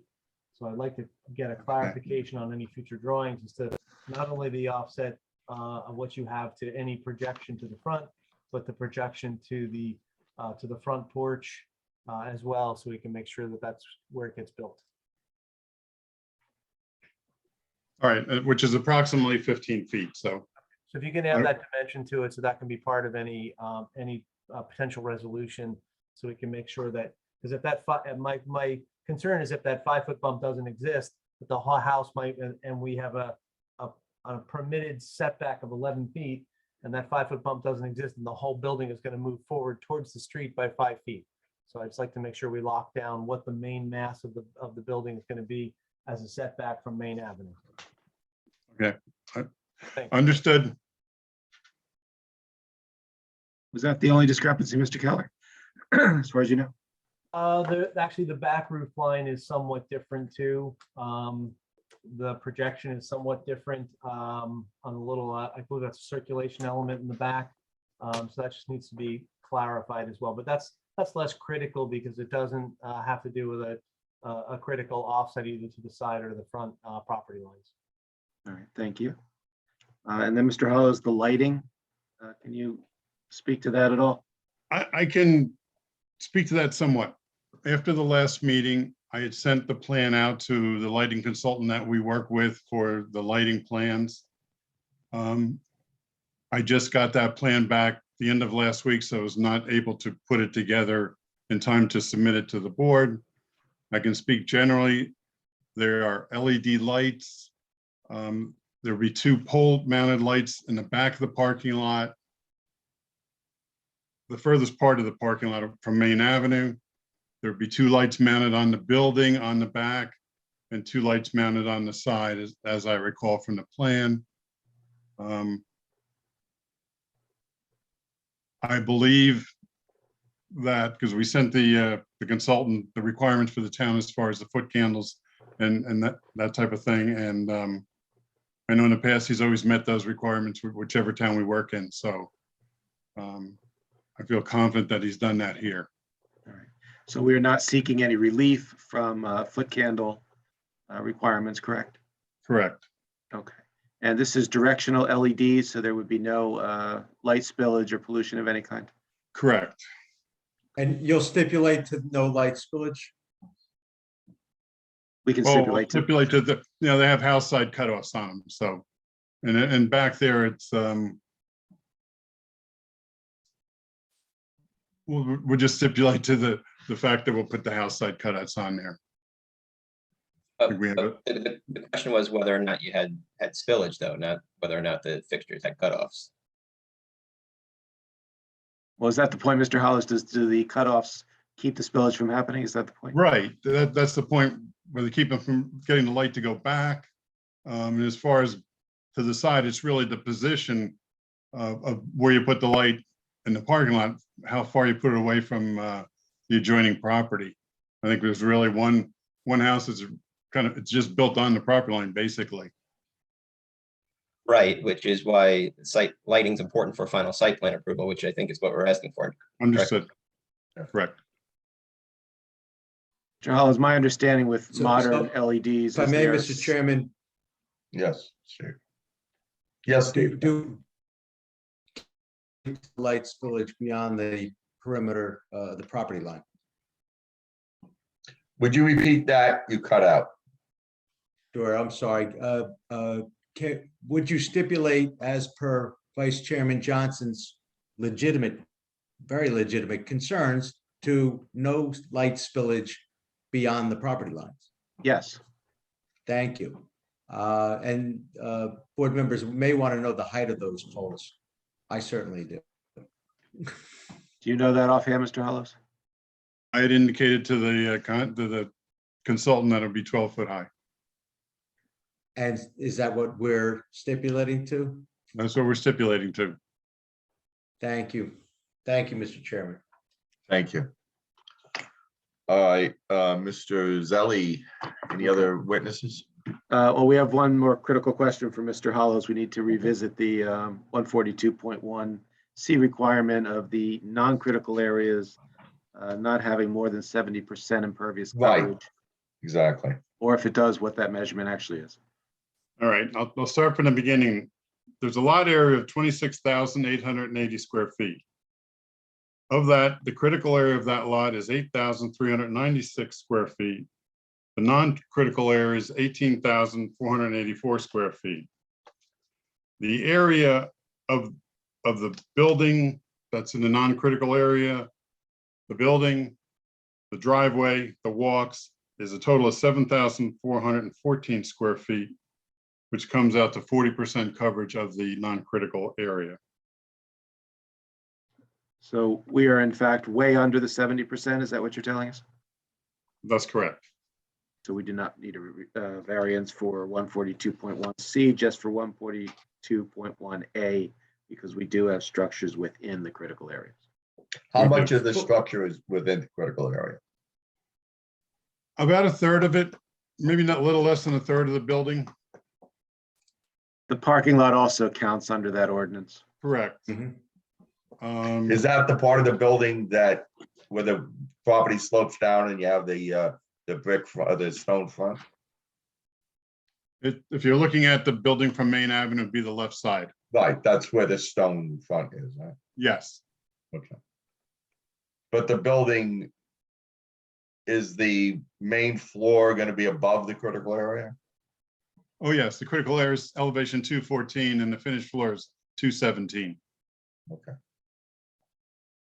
Mr. Chairman, may Yes. we have Mr. Keller just confirm or clarify if he can't confirm Mr. Hollow's calculation with respect to the approximately 40% coverage in the non-critical area, as that is a deviation. We want to make sure we're comfortable Mr. Hollow's calculated it right as per Mr. Keller. Yeah, those numbers are consistent. I obviously don't have the CAD files that Mr. Hollows does, but those numbers are consistent with my approximation of the values. I would suggest in any revised plans that it would be helpful if the flood elevation limit line is delineated in a sort of a wider line. We see the contours, and I can estimate where I think it's the 214.5 line is, but in any, just for clarification, if you could add that contour in a thicker, bolder or colored contour, so that it becomes more clear where the upland properties are, where the wetland properties are, it would be useful. But I would think that those numbers that were given by Mr. Hollow are, within tolerances of what I would estimate. Okay, so if I may, Mr. Chairman, then Mr. Keller, you're comfortable that the applicant does not require relief from 142.1C and therefore need not ask for it, and the board need not consider whether or not to grant it. Well, the numbers are obviously close. I think the board, Mr. Hollows will have to, I can't verify those numbers. They've just been given to me. And so if I could probably get close to it. So as long as Mr. Hollows is comfortable with those numbers, he may have to justify those either to me or to the township engineer. As long as he's comfortable with them, he would recognize that if those numbers are off and he doesn't get variance relief for that metric, they'll have to come back to this board. So as long as Mr. Hollows is comfortable with those numbers, I think the board can feel comfortable. Okay. Mr. Zelli, you're not asking for that relief because it's around 40%. I'm hearing 40% compared to a 70% requirement. It doesn't sound like we're close, unless I misheard something. Oh, I'm sorry. I thought that no, you're right. I'm talking about the overall site. Yeah, in terms of the building, you're correct. Yeah. So you've got enough of a buffer there. So we All can right. strike that one variance from our list, right, Mr. Zelli? Yes, that's my understanding. Oh, thank you. Thank you, Mr. Chairman. All right, does any board member have a question for Mr. Hollows on what he just said? No. Any members of the public have questions for Mr. Hollows? Yes, Mr. Well, he did. There we go. No, wait. Keep going. I think Mr. Patrick Thornton. Hold on. Okay, Mr. Thornton? I'm back. All right, would you please state your full name and address for us, please? Patrick Thornton, 50 Camptown Drive, Berkeley Heights, New Jersey. I'm the owner of 220 Main, which is right next door. Okay, I remember you from last time. Remember, this is just a question now. No, that's exactly right. And am I allowed to ask Mr. Keller a question also? It's directly related to stormwater. Sure, yeah, you can ask Mr. Hollows or Mr. Keller. Yes, I'll ask both if that's okay. Thank you very much. Mr. Keller, I took a look at your November 14 report to the board. Yep. And on page 3, observation and comments 2.2, it says here that based on FEMA, NJDEP, and municipal mapping, and as confirmed by the applicant's engineer, more than 50% of the subject property is located within the 100-year flood hazard. Okay, now 8,000 over 26,000 is not 50%. So if I can ask, wouldn't it be appropriate for the applicant to fully complete checklist number 30, which not only will make clear for all to see the area and the square footage, which is in the critical area? Okay, because if it's 50% and not 1/3, you're clearly over 70%. So to make sure the math works out, it ought to be done in conformance with the applicant's requirements to complete checklist number 30, which I don't believe has been completed so far. Okay. Wait, before Mr. Thornton, Yes. with the chairman's permission, is that your question of Mr. Keller? Well, it's my question to Mr. Keller is the 50% number correct? Okay, that's your question. Why don't you All right, allow we'll let Mr. Mr. Keller a Keller chance to answer. answer? Go ahead. Oh, okay, sorry. Go ahead, Rich. Well, there are two different metrics that are being discussed to some degree tonight. One is how much of the property is in the flood hazard area and how much of the improvements are going into the flood hazard area. So obviously, there are portions of the property that are in the flood area that will not have any improvements on them. So there will be some discrepancies in those numbers.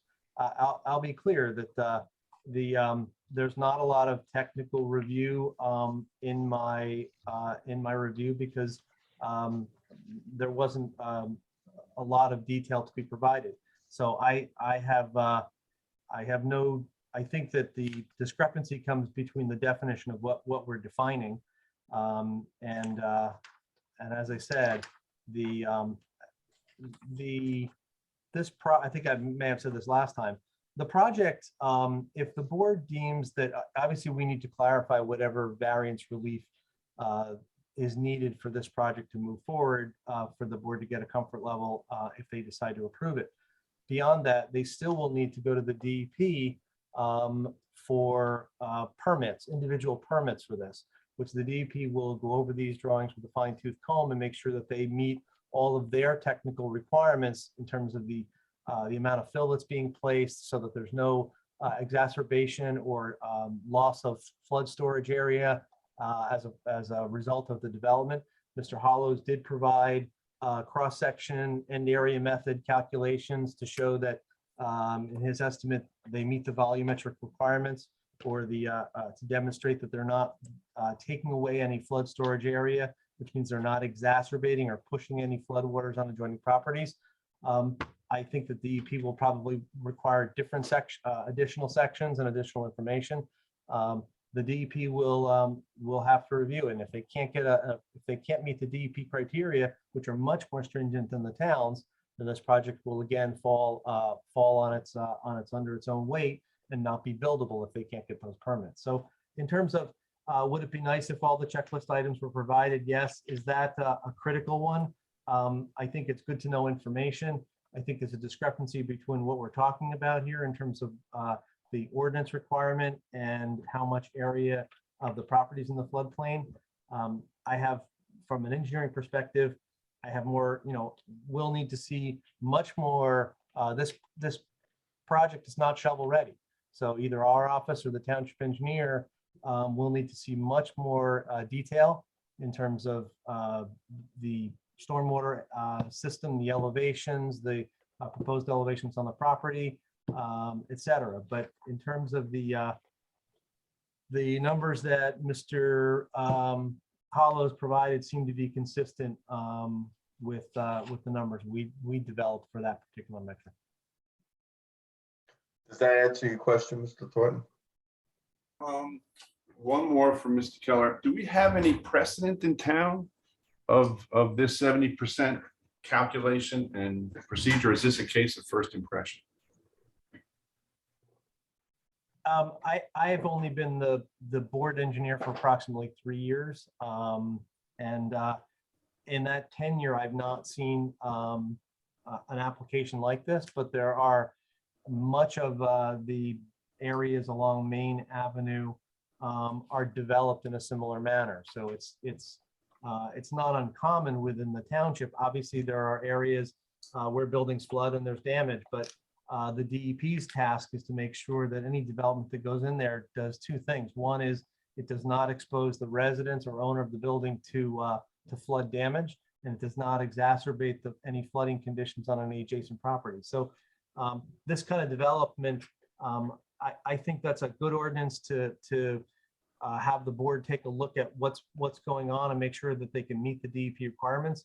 But I think it's not inconsistent with good development or other developments that are safe and preserve buildings from damage within the community.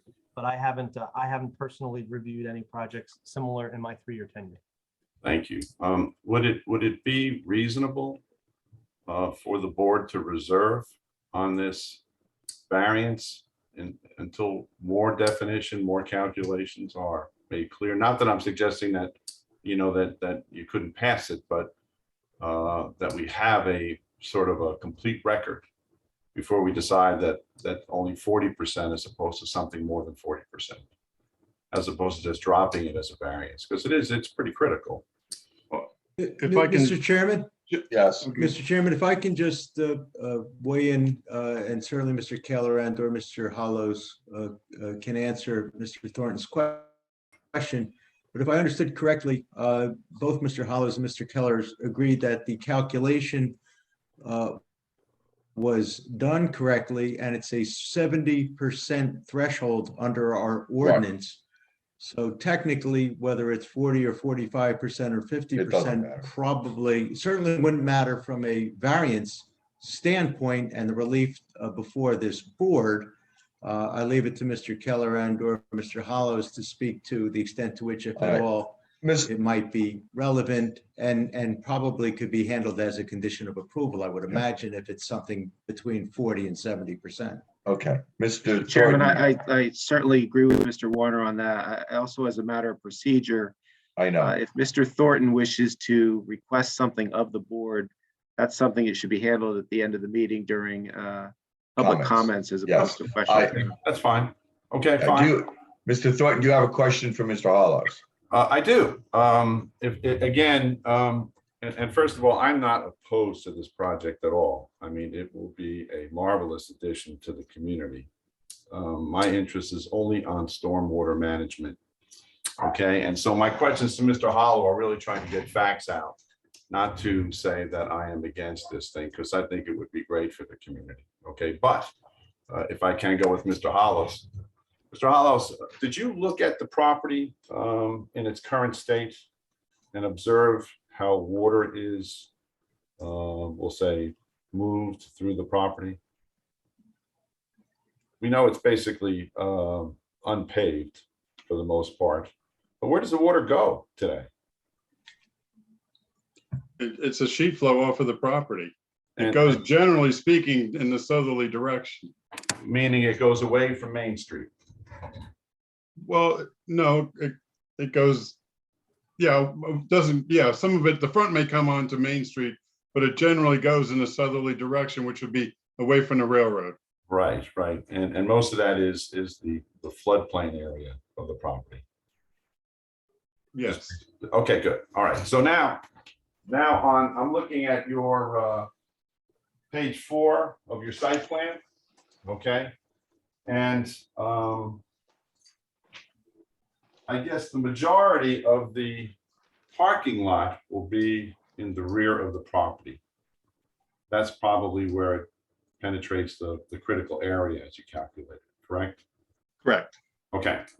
And so is it true, based on the site plan, that 100% of the water will now be moved towards Main Street? First to the retention. Well, I wouldn't say 100, but a good close to that would be captured and carried out to Main Avenue storm sewer. Right, okay.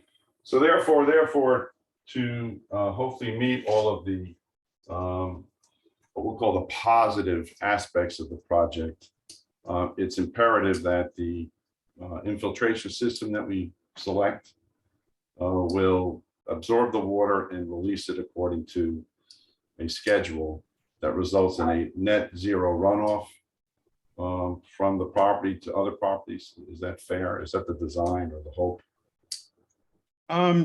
Yeah, generally speaking, that's the design. Okay, that's good. So are we still using the Storm Tech system to the best of your knowledge? Yes.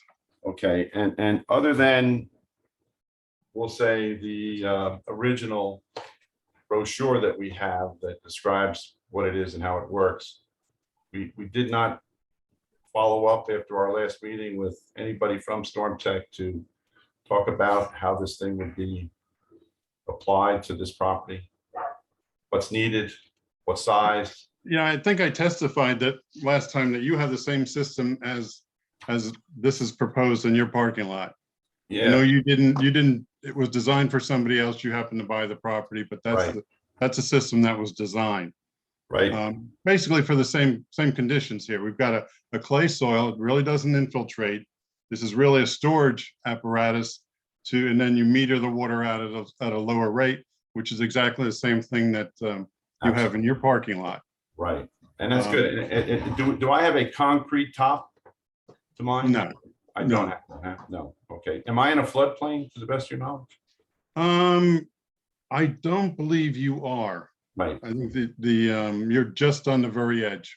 Right, right. And so the difference between my property and what will likely happen when this project is completed is that there'll be traffic, regular traffic over the top of this system, correct? Correct.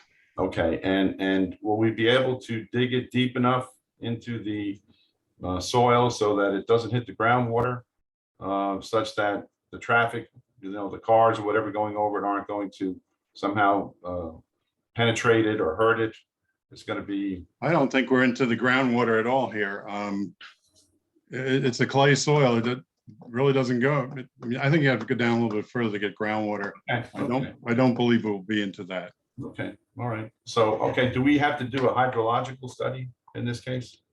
We'll be doing some soil logs. Okay. What else? Let's see. Okay. All right, well, that's probably all I will have for you tonight, Mr. Hollows. Thank you very much. Okay, sure. Thank you, Mr. Thornton. Thank you for those very good questions. Mr. Zelli, any other witnesses? Making sure we don't have any other members of the public. I'm looking at Miss. No, I don't think so. No other members of the public, Deborah? Any other members? Mr. Hope? Going once, going twice? Nope, we're good. Okay. Then our last witness is our planner, Beth McManus. Beth, you're with us? There she is. I am. Good evening, everybody. All right, would you swear her in, Steve? Certainly. Ms. McManus, do you swear to God or affirm that the testimony you're about to give is the truth, the whole truth, and nothing but the truth?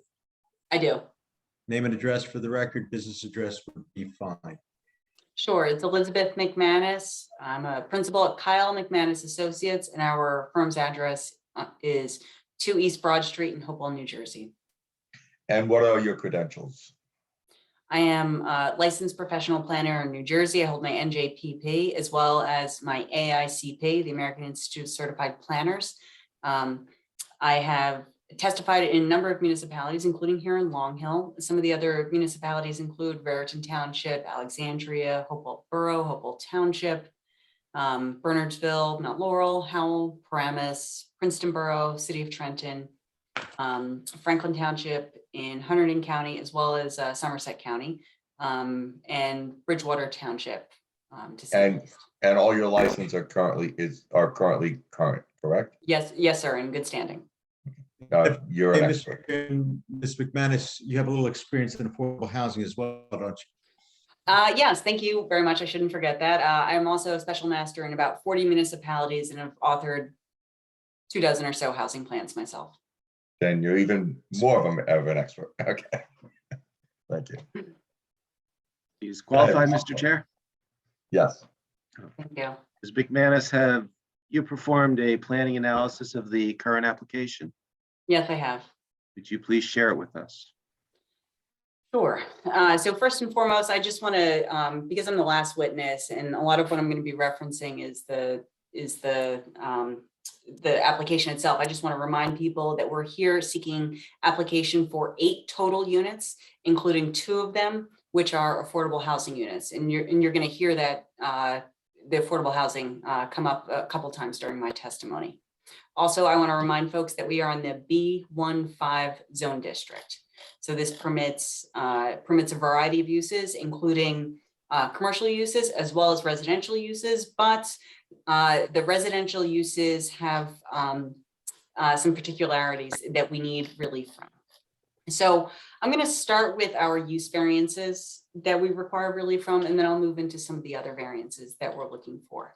So let me start with the D1 variances. Now we need a D1 variance from section 124.1, and that is the section of the code that the B15 district references. It says apartments pursuant to this standard elsewhere in your code.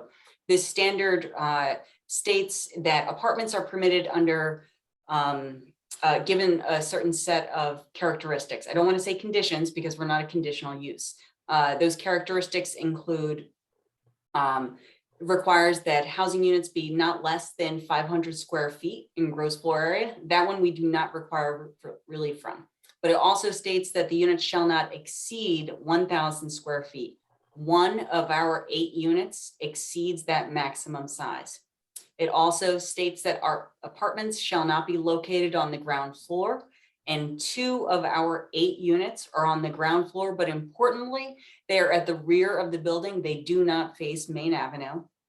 And then last, this provision states it actually has a density limitation, and it states that the gross density shall not exceed 5 units per acre, but we are actually at 13 units an acre, or really 12.97. So just shy of 13 units an acre. So I'm going to go through and I'm going to address these 3 items as a D1 variance. I'm actually going to circle back at the end of that and address the portion of 124.1 also as a density variance, just as a belt and suspenders approach, so to speak. So like all D variances, the first thing that I need to provide testimony to that you guys need to consider is whether or not the site is particularly suited for the proposed use. So again, whether we are particularly suited for apartments in the configuration that I just described, those 3 components of the use variance. So the first thing I want to highlight is the fact that our site is a little more than 5 times the minimum lot areas. The minimum lot area is 5,000 square feet. We're around 27,000 square feet. So this site is significantly larger than that which is minimally required in the zone district. Also, I want to highlight the fact that our lot is 180 feet deep. And so what that does, that's relevant because it allows for these first floor residential uses to occur, but to do so importantly without disrupting the commercial frontage of the property along that first floor. And then also the other particular point about this lot is that we're an interior lot, we're not a corner lot. So that means that there's only one public view of this property, and that is from Main Avenue. It's not as if we have two frontages that we need to be concerned about. And so it's these three or so lot characteristics that I think really start to set our lot apart from the other lots that you find in the B15 district. But also I want to highlight a little bit specifically about that three bedroom unit, which is the single unit that we require relief from, that maximum size of 1,000 square feet. Like I said, it's just one of the 8, and it's the only 3-bedroom unit in the building. So one of the things I said at the outset, and you guys have heard before, is we're providing 2 affordable housing units.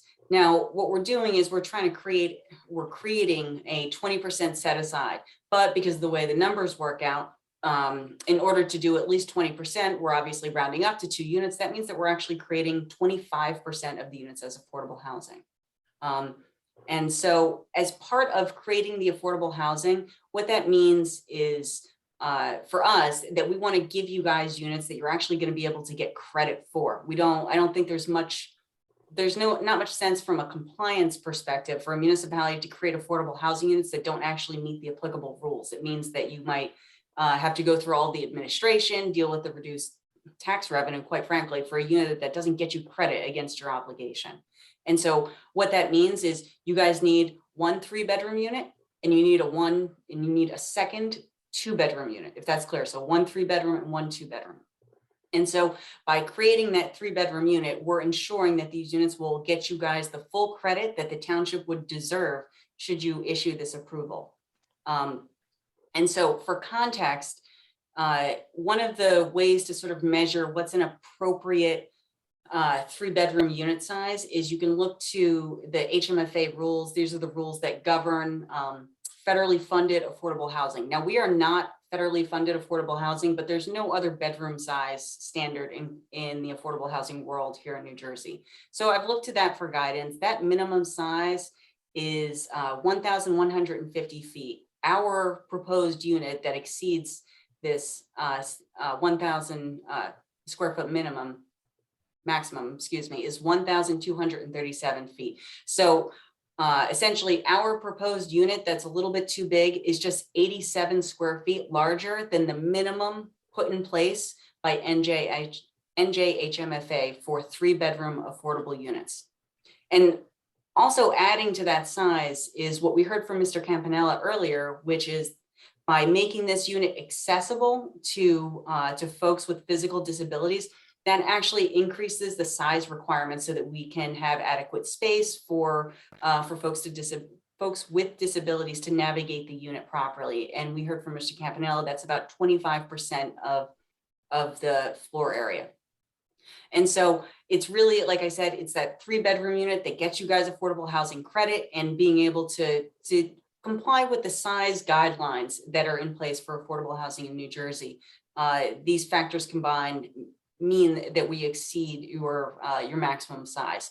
But ultimately, I don't want to dismiss the fact that it's important that we create really quality units here so that your future residents on this site will have a nice quality of life, so that they have adequate storage space and family space for that 3-bedroom unit. More generally, for the use variances or the use variance with those 3 parts, I also want to highlight some other aspects of the site in the overall township. So first, as I think we all know, the site is predominantly surrounded by commercial uses along Main Avenue. But I also don't want to dismiss the fact that just directly to the rear of the site, we actually have a garden apartment complex. And that garden apartment complex is in your RMF3 district, and that actually permits a density of 12 units an acre. So we're really just 1 unit per acre above the zone district immediately to our rear. And in addition to that, I would be silly if I didn't highlight in a mixed use multifamily building the fact that we're only about 3 minutes from the train station, a 3-minute walk even to the train station. And so what this means is our mixed use, mixed income building is located in a mixed use area that's just 3 minutes from your train station. And that is exactly the type of location where you want to see multifamily housing, and exactly the type of location where you want to encourage more intense land uses. And I'm going to, and I also want to come back to that in a little bit later on as we talk about how these units are going to help contribute to the viability of this little downtown area of Long Hill. But in addition to simply being uniquely located in terms of zoning, this particular location is like I said, I just want to highlight once more, you know, adding residences to this location is helpful, because one of the trends that we've seen in this region, in the state, and in the country is really changing retail. And so ultimately, I think we all sort of know the laws of supply and demand, but what we're seeing is that we need more households to support our commercial areas as people are turning to online shopping more and more. And frankly, for better or worse, the pandemic, I think, has really accelerated that. That means that in order to keep your little shops and stores open, you really need more people within convenient walking distance to keep those stores alive, since they just frankly have so many more options nowadays.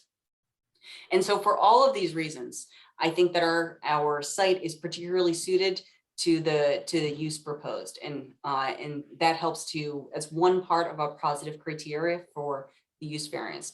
But in addition to that, I also want to highlight the fact that we meet some additional purposes of the municipal land use law. So yes, we meet purpose A, which is to encourage municipal action and to guide the appropriate use of development of all lands in the state. And we do that by proposing a use that is particularly suited for the location. But in addition to that, we also meet purposes E, G, and I, with E being to promote the establishment of appropriate population densities and concentrations that will contribute to the well-being of persons, neighborhoods, communities, and regions, and the preservation of the environment. G is to provide sufficient space and appropriate locations for a variety of agricultural, residential, commercial, industrial uses and open space according to the respective environmental requirements. And then I, which is to promote a desirable visual environment through creative development techniques and good civic design and arrangement.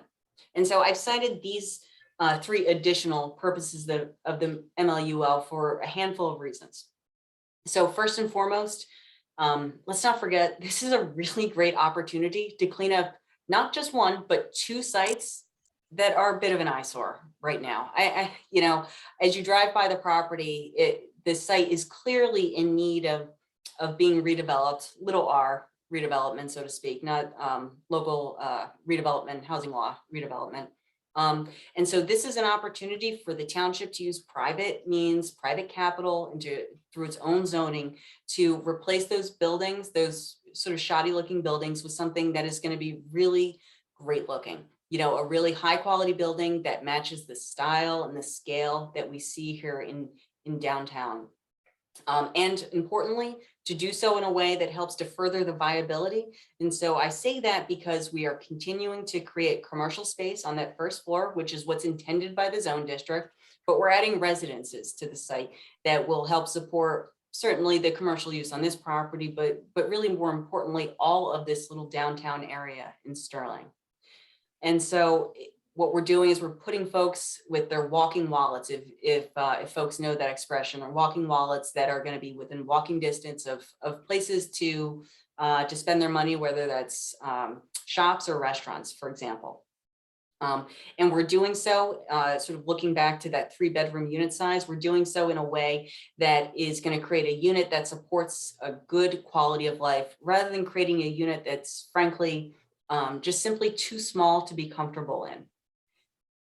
And the other thing I wanted to say is, so we're proposing a total of 8 units, and this is in regard to the density provision. So we're proposing a total of 8 units on the site, but it's not as if we're going from 0 housing to 8 units. In fact, we're replacing an existing boarding home that's got housing in 6 rooms as well as an additional apartment. So essentially, we're creating housing for 7 people or 7 households with housing for a total of 8 households. And then the last thing I want to cite, just in terms of those residences, is, as I said, we're able to support the commercial uses along the downtown that exist today and that which we're proposing. But the other thing it does, by allowing those first floor residential uses, again, at the rear of the building rather than the front, is we're not hogging the demand for commercial development. Ultimately, there is limited commercial demand for just about any downtown, especially small ones like what we see here in Long Hill. And so we're able to maintain that desired character of creating this mixed use and commercial walkable downtown along Main Avenue, but we're able to do so without sucking up too much of the demand. And I think that's actually a good thing, because what do you want to do? You want to have your downtown populated with a variety of unique little mom and pop shops and restaurants. And so by not creating this overly large commercial use, we're better promoting a variety of uses elsewhere on Main Avenue. And so for all of those reasons, I think we meet those additional 3 purposes of the municipal land use law. Again, it's E, G, and I. Of course, I have some negative criteria for these use variances. We've got the question about whether there's substantial detriment to the public good, to the zone plan, and then of course, I'm also going to hit that Medici standard. So let me start first with whether there's any substantial detriment to the public good. I'd argue that no, there isn't. And I say that because the first floor residential uses, quite frankly, I think they have no impact to this site and the way that people will experience or perceive this site from Main Avenue, which again is the only public view of the site. There we have those units fully behind that commercial use that will front on Main Avenue. And so the only visibility of those first floor uses will be from the site's parking lot. And in fact, I'd say that those first floor residential uses are actually a benefit, because it provides additional support to uses in the downtown and better supports a variety of these small shops and services along Main Avenue that the township wants to promote. Additionally, I think that the density, the total of the 8 units, can clearly be accommodated on the property. We meet all the bulk standards with the exception of that small height variance that I'm going to get to, and Mr. Campanella has provided testimony on. That includes compliance setbacks, lot coverage, and also building coverage. We also meet the township's parking requirements. And then in terms of public good and the size of the apartment of over 1,000 square feet. Like I said, I don't think there's any substantial detriment to the public good. Again, we're able to provide for this additional 240 so square feet and do so in a way that doesn't violate building setbacks. It doesn't create a building that's out of scale with the surrounding area. And in fact, it allows us to really create better quality of life for residents that are there, and to also follow the guidance that we can glean from HMFA as to what's an appropriate unit size for a 3-bedroom affordable unit. In terms of substantial detriment to the zone plan, I also don't think that we're creating substantial detriment for that either.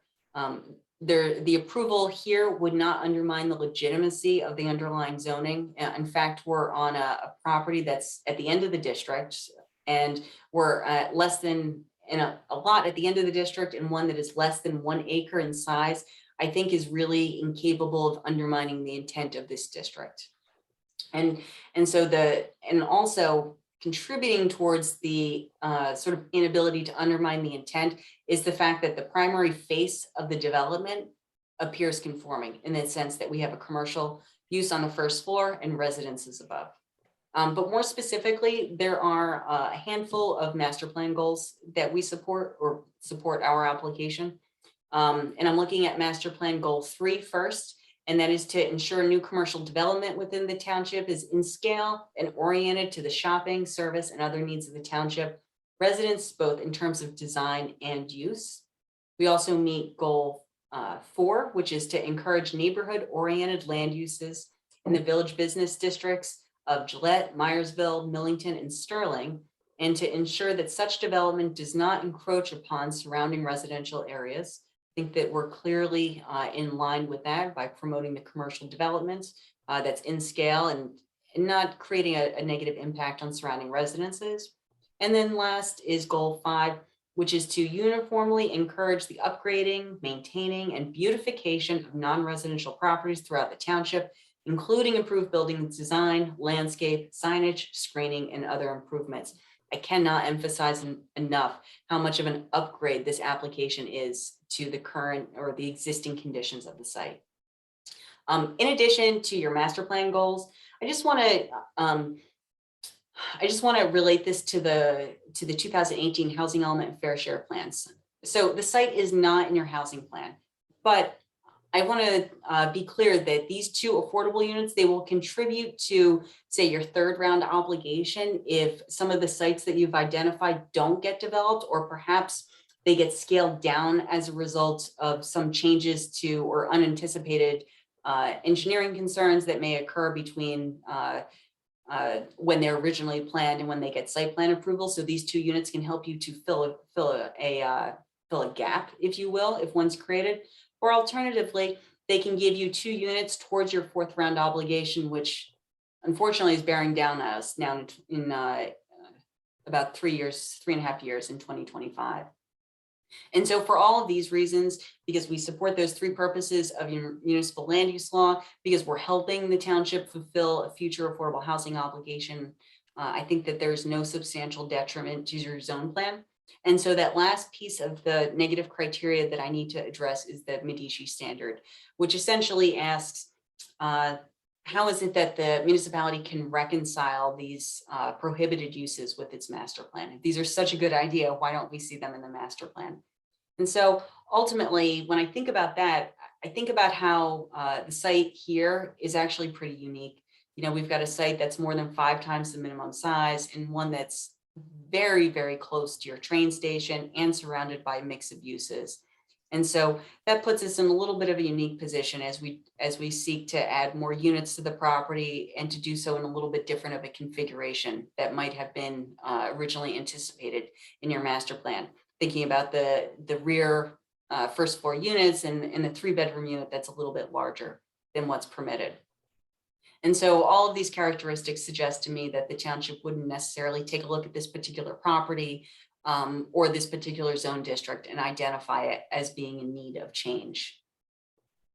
So for all of those reasons, I think that we've satisfied the D1 variance criteria. Like I said before, I think I've got to also address the density provision of that 124.1 as part of a D5 density variance. The density variance, as you guys may already be thinking, has a different standard than the D1 criteria. So fortunately, I don't have to go back and start all over again. Because instead of going through the traditional positive and negative criteria with MLUL purposes, the crux of the issue is really, can the site accommodate the problems with the proposed higher density than what's permitted in the ordinance? And to that, I would say yes. And I say that because we don't need bulk variances for the yards, you know, front, rear, side yard, or the total building cover. We don't need relief from the township's parking requirements. And we're able to do this building with those 8 units in a way that's aesthetically pleasing and in a way that with a building that is not out of scale, it's not out of character for what we see elsewhere here in Sterling. And then lastly, I just want to highlight once again that the use of the site that we're proposing is really not too dissimilar to that which exists. So we've got 8 units now, and we're going from 6 rooming house rooms plus 1 apartment. So space for 7 individuals or 7 very small households to 8 full housing units. And so for these reasons, I think that we satisfy the D5 density variance. I also want to just highlight as part of that criteria the 3 goals of your master plan that I had originally cited in my D1 variance criteria as well, which is master plan goal 3, 4, and 5, addressing commercial development being an appropriate scale, doing so to encourage neighborhood land uses in your villages, and doing so in a way that beautifies the township. Those 3 goals. And so for all of those reasons, I think that this application satisfies the D5 density variance criteria. The next variance I need to address is the height variance. This is not a D variance. This is a C variance. We are looking for, in terms of the number of feet, just 11 inches. We're permitted to go to 35 feet. We're at 35.92 feet. Additionally, the B15 district limits buildings to 2 stories. We are at 3 stories, but really importantly, what we heard, and maybe more importantly, what we saw in the renderings, is this building presents as about a 2-story, maybe 2.5-story building to Main Avenue. As a C variance, I see this as a C2 variance rather than a C1 variance. So this is your flexible C, benefits versus detriments. The purpose of the municipal land use law that supports this application, this little bit of increased height, I think is clearly purpose I, and that is to promote a desirable visual environment through creative development techniques and good civic design and arrangement.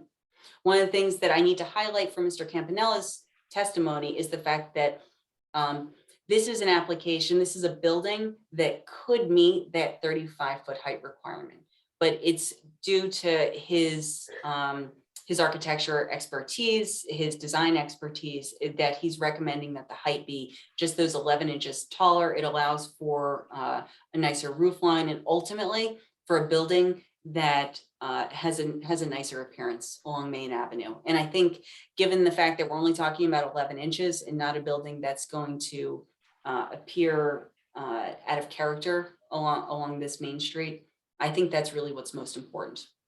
And importantly, also, as I said, this is not a building that has 3 stories fronting on Main Avenue. This is not a squat building with 3 short little stories. Instead, the building has 2 full stories facing Main with just those 2 dormers that give it the appearance of about a 2.5-story building. It's not until you get to the rear of the building from our parking lot serving this building that you are able to recognize the fact that it's actually 3 stories at the rear. And one of the things that the increased building height does is it actually facilitates a smaller building footprint. And I think that's a good thing. It allows us to create more green space on the property, and it also allows us to have less building in that critical area that Mr. Hollis provided so much testimony on. And so for those reasons, I think that we meet purpose I for the MLUL, for the positive criteria for the height variance. In terms of the negative criteria, I'm going to start with whether there's any substantial detriment to the public good. And I think there is not, because quite frankly, this increased height allows us to create a more interesting building for the site. One that I think is going to be a better aesthetic experience for anybody walking or driving or perhaps located across Main Avenue from the site. And I wanted to emphasize the fact that not that I'm criticizing the township's ordinance, but the reality is the ordinance measures it from the lowest point of the grade all the way to the highest point of the building. A lot of other municipalities look at the average grade. And if we were to look at the average grade at just the front elevation, we would actually be within the maximum height of 35 feet, barely. We would be at 34 feet, 11 inches, 11.25 inches. If we look at the top of the roof to the average grade of all 4 corners of the building, we're just over at 35 feet, 1.25 inches. So it's really due to the slope of the building along Main Avenue that requires us to seek this variance for the number of feet. In terms of any substantial detriment to the zone plan, I think there's no substantial detriment. I mean, the intent of the district's building height is to create buildings that that are not particularly tall. You know, it's looking at two stories, 35 feet, and looking to create those, rather permit buildings that won't have a visual impact or appear outsized compared to other buildings that are already located in the district. And I think we're able to accomplish that here with just the 11 inches with a nicer roof line. And our extra story is as I said before, is at the back of the building. And so it's not going to be visible to any of the public traversing Main Avenue. And once again, in terms of our negative criteria for zone plan, I also want to highlight those 3 goals I cited before in your master plan, goals 3, 4, 5, which is to ensure new commercial development is in scale with and oriented to the shopping service and other needs of the township. Also to encourage neighborhood-oriented land uses in your villages, including Sterling, and to do so in a way that don't encroach upon surrounding residential areas. And then to uniformly encourage the upgrading, maintaining, and beautification of non-residential properties throughout the township. And I think that this building's design clearly helps us accomplish that. And so for all these reasons, I think that we meet the variance criteria for building height. The last set of relief is for development within critical areas. So we require relief from item A only of section 142.1, which is a prohibition on buildings, accessory buildings, parking within a critical area. We have a portion of our building and our parking area within critical areas. I see this as a C2 variance with the 2 purposes of the municipal land use law that we meet being purpose E, which is to promote the establishment of appropriate population densities and concentrations that will contribute to the well-being of persons, neighborhoods, communities, regions, preservation of the environment, and purpose G, which is to provide sufficient space in appropriate locations for a variety of uses, including residential, according to the respective environmental requirements. And so ultimately, you've heard me talk about this at length already. I think that this is truly an appropriate location for increased building intensity. This is a location that's very close, just a couple-minute walk to your train station. It's in your mixed use area of Sterling. And this is a location where we're able to utilize those 8 units plus the commercial space in a way that not only beautifies this particular property, but also really helps to contribute to the well-being of this little downtown.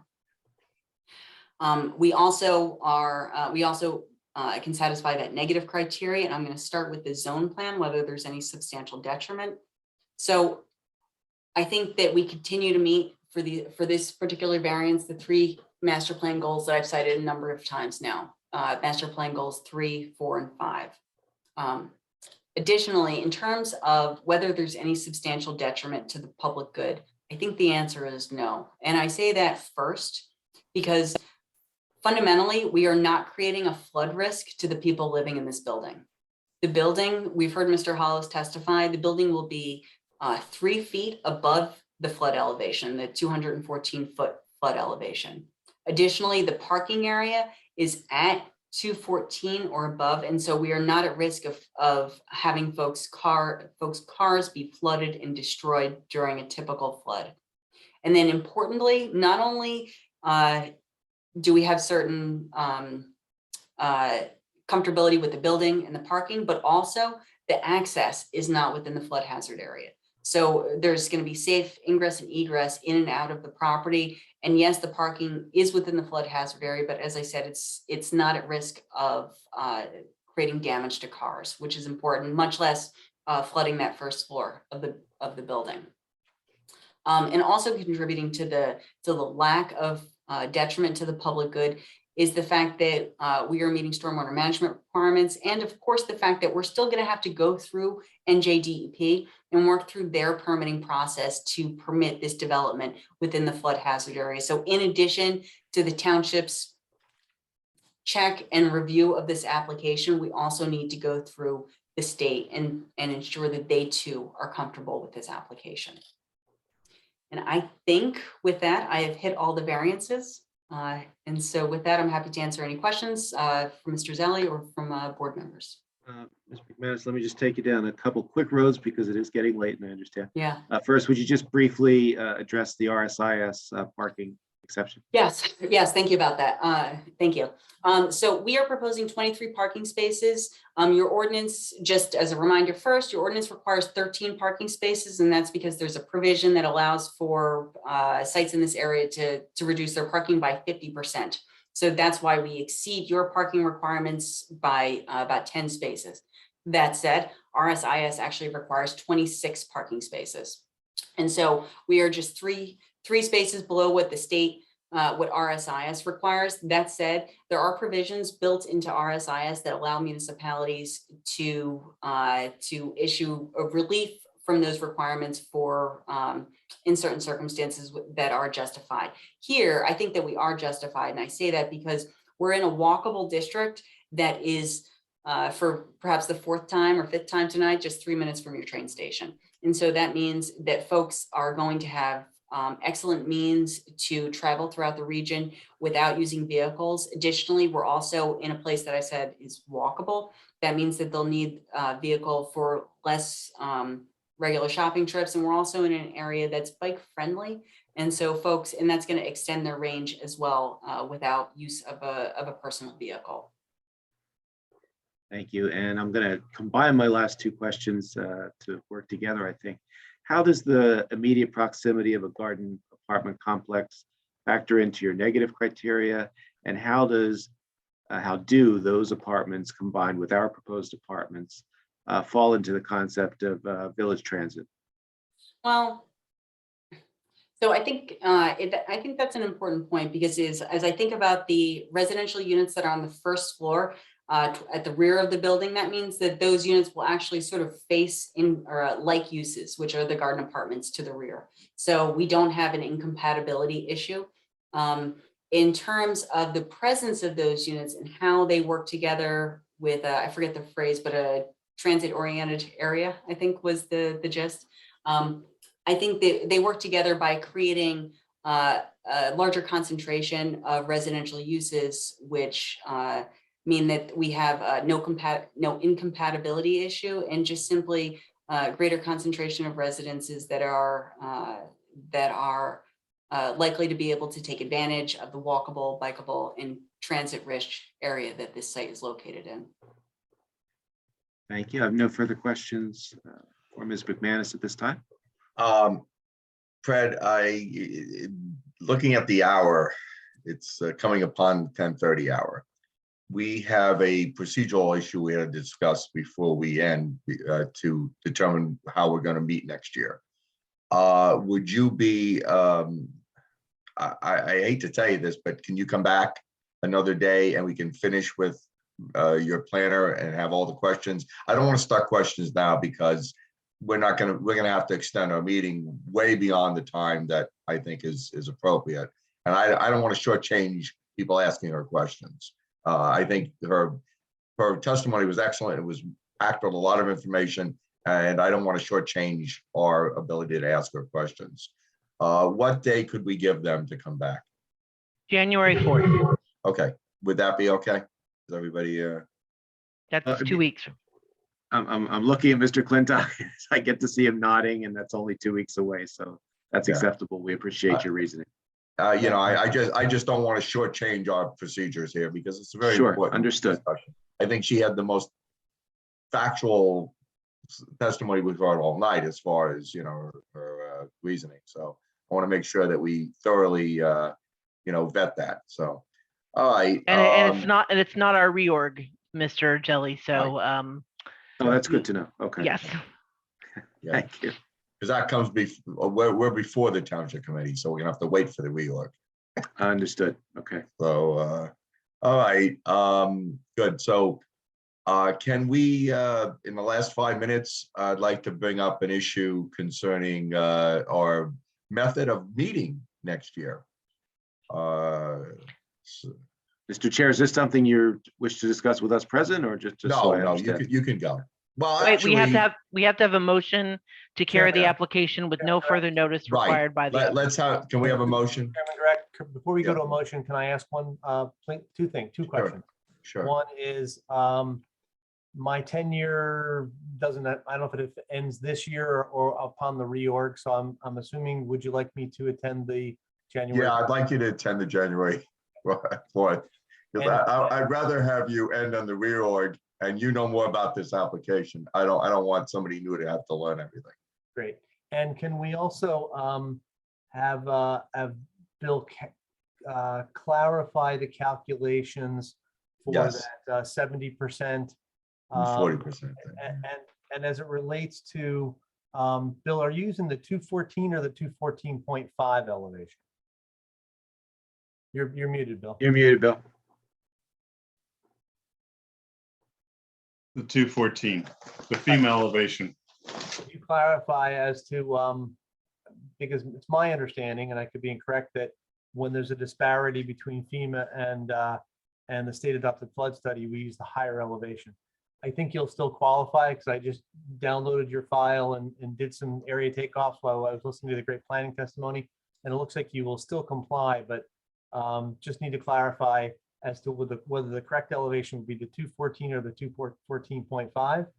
And just confirm those numbers exactly, and I'll do a comparison, or reach out to me so I can get those numbers. Okay. I just want to make sure you don't miss a variance. Sure. Thank you. And Mr. Chairman, if I may, on that same note, if we do variance, and I expect, well, we're going to have Ms. McManus back anyway to answer questions for professional planning, so she could address that deviation if indeed it's determined to be required. Okay, good. And All right, Mr. well, that's Chairman and something Ms. Coons, we will extend time to act to the end of January. Okay. Thank you, Mr. Zeller. So do I have a motion to carry this application to January 4th without further notification? So moved. Second, Mr. Chairman, I as always apologize, but we do have to clarify both time and location. I assume it's going to remain a remote meeting and at 7:30 that's what we're p.m. determining now. Well, that meeting going into there, Carrie, we have to make it a remote meeting now at this Yeah, point. remote meeting. Carry. Right, and that has to be clarified for our announcement. of Okay, the so adjournment, so motion to carry it to January 4th being a Zoom remote meeting at the same time, 7:30. So moved. Second, Second. All in favor? all in favor? Aye. Aye. Good. Aye, everybody's aye. Aye. And Greg, again, that just was shoot us Car- an email confirming the time to act extension through the end of the month of We January. will do that. Okay, thank you. carried No, to on January 4th behalf- with no further notice required by the Thank applicant. you. Okay, On behalf of myself and our entire team, thank you very much. Have a very Merry Christmas and a Happy New Year. you too, See guys. you on the 4th. Take care. Thank you. Thanks, everyone. You're around town. All right. All right, guys. I want to do a little housekeeping. Mr. Chairman, I think we need a motion to continue. Yeah, okay, fine. Yeah, you're right. We have 1 minute left. Do I have a motion to continue for another 15 minutes? So moved. Okay, second. Second. All in favor? Aye. Aye. All right, guys. As you know, starting the new year, we have to make a decision. Do we go back in town hall with masks as live? Obviously, January 4th is not a question. We're going to be Zoom just because of the logistics of it. But I know there's been a few of you that have been anxious to get back in. There were a few that weren't, and maybe people's opinions have changed one way or the other. I don't want to assume it. I think this is a perfect time to discuss it. We can figure out how we're going forward. Does anybody have any strong opinion one way or the other? Tom? Okay. I would prefer if we would extend the Zoom for another month and perhaps 2, because COVID is raising its ugly head again, which this may drop off quickly. I'm not a scientist. I just watch the news. That's not helpful. But I know that there's concerns from other members of this august body that perhaps we should just wait. It doesn't preclude us from going back into the courtroom in another month or so. No, it doesn't. But I just wanted to bring it up so we could discuss it. Yes, thank you. Does anybody have an opinion the other way? Anybody feel that we should go back? Where's all that background noise coming from? Mr. Rosenberg has some serious background noise tonight. Jonathan, what is your background noise we keep hearing? I agree with. I don't know. I'm muted right now, so. No, every time you unmute, we hear background noise on your end. Okay.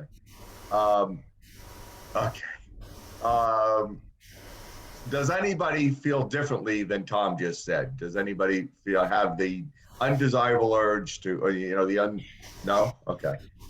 So I take it that staying Zoom for at least January, and we can always discuss it at the end of January, would be the opinion of everybody. Well, I would have to say that based on the schedule of the zoning board, I'm going to be in the first week or so of January, I'm going to have to be working with applicants to get them on the February agenda. So I would like to suggest that we keep January and February on Zoom, and maybe then like early February. Fine. Okay. Before I schedule March. Yeah. We'll talk about it again in February then. We'll keep the 2 meetings in January and the 2 meetings in February Zoom, and we'll talk about it in the first meeting in February to see if we so desire to put March on. Mr. Chairman, if I could just add one thing on that, so everyone can sleep at night. The legally, all good. Pursuant to the executive orders and the regulations for emergency meetings and the protocols under DCA, we have the option at all municipalities right now for all bodies, either go remote or in person. So you can't do it the wrong way. And staying remote for the next couple of months. Unless there's a change of the state of emergency in the executive order during winter with the Omicron variant. We'll continue to be able to do it so we can promote. And if I may, Mr. Chairman, I believe I included you and the vice chairman, working with Steve and team to create a resolution for the reorg that reviews the Zoom meeting aspect for the board. And Steve, I was thinking that maybe we could put some language in that resolution that appropriately indicates that the board will be reviewing this on a regular basis to see if they choose to go back. Periodically, regular basis. Right. Either we vote, we're voting it now to stay Zoom for the next 2 months, but the board would like the opportunity to, at some point in the future, whether it be February, March, whenever, to review the situation again where we are and possibly go back into the courtroom.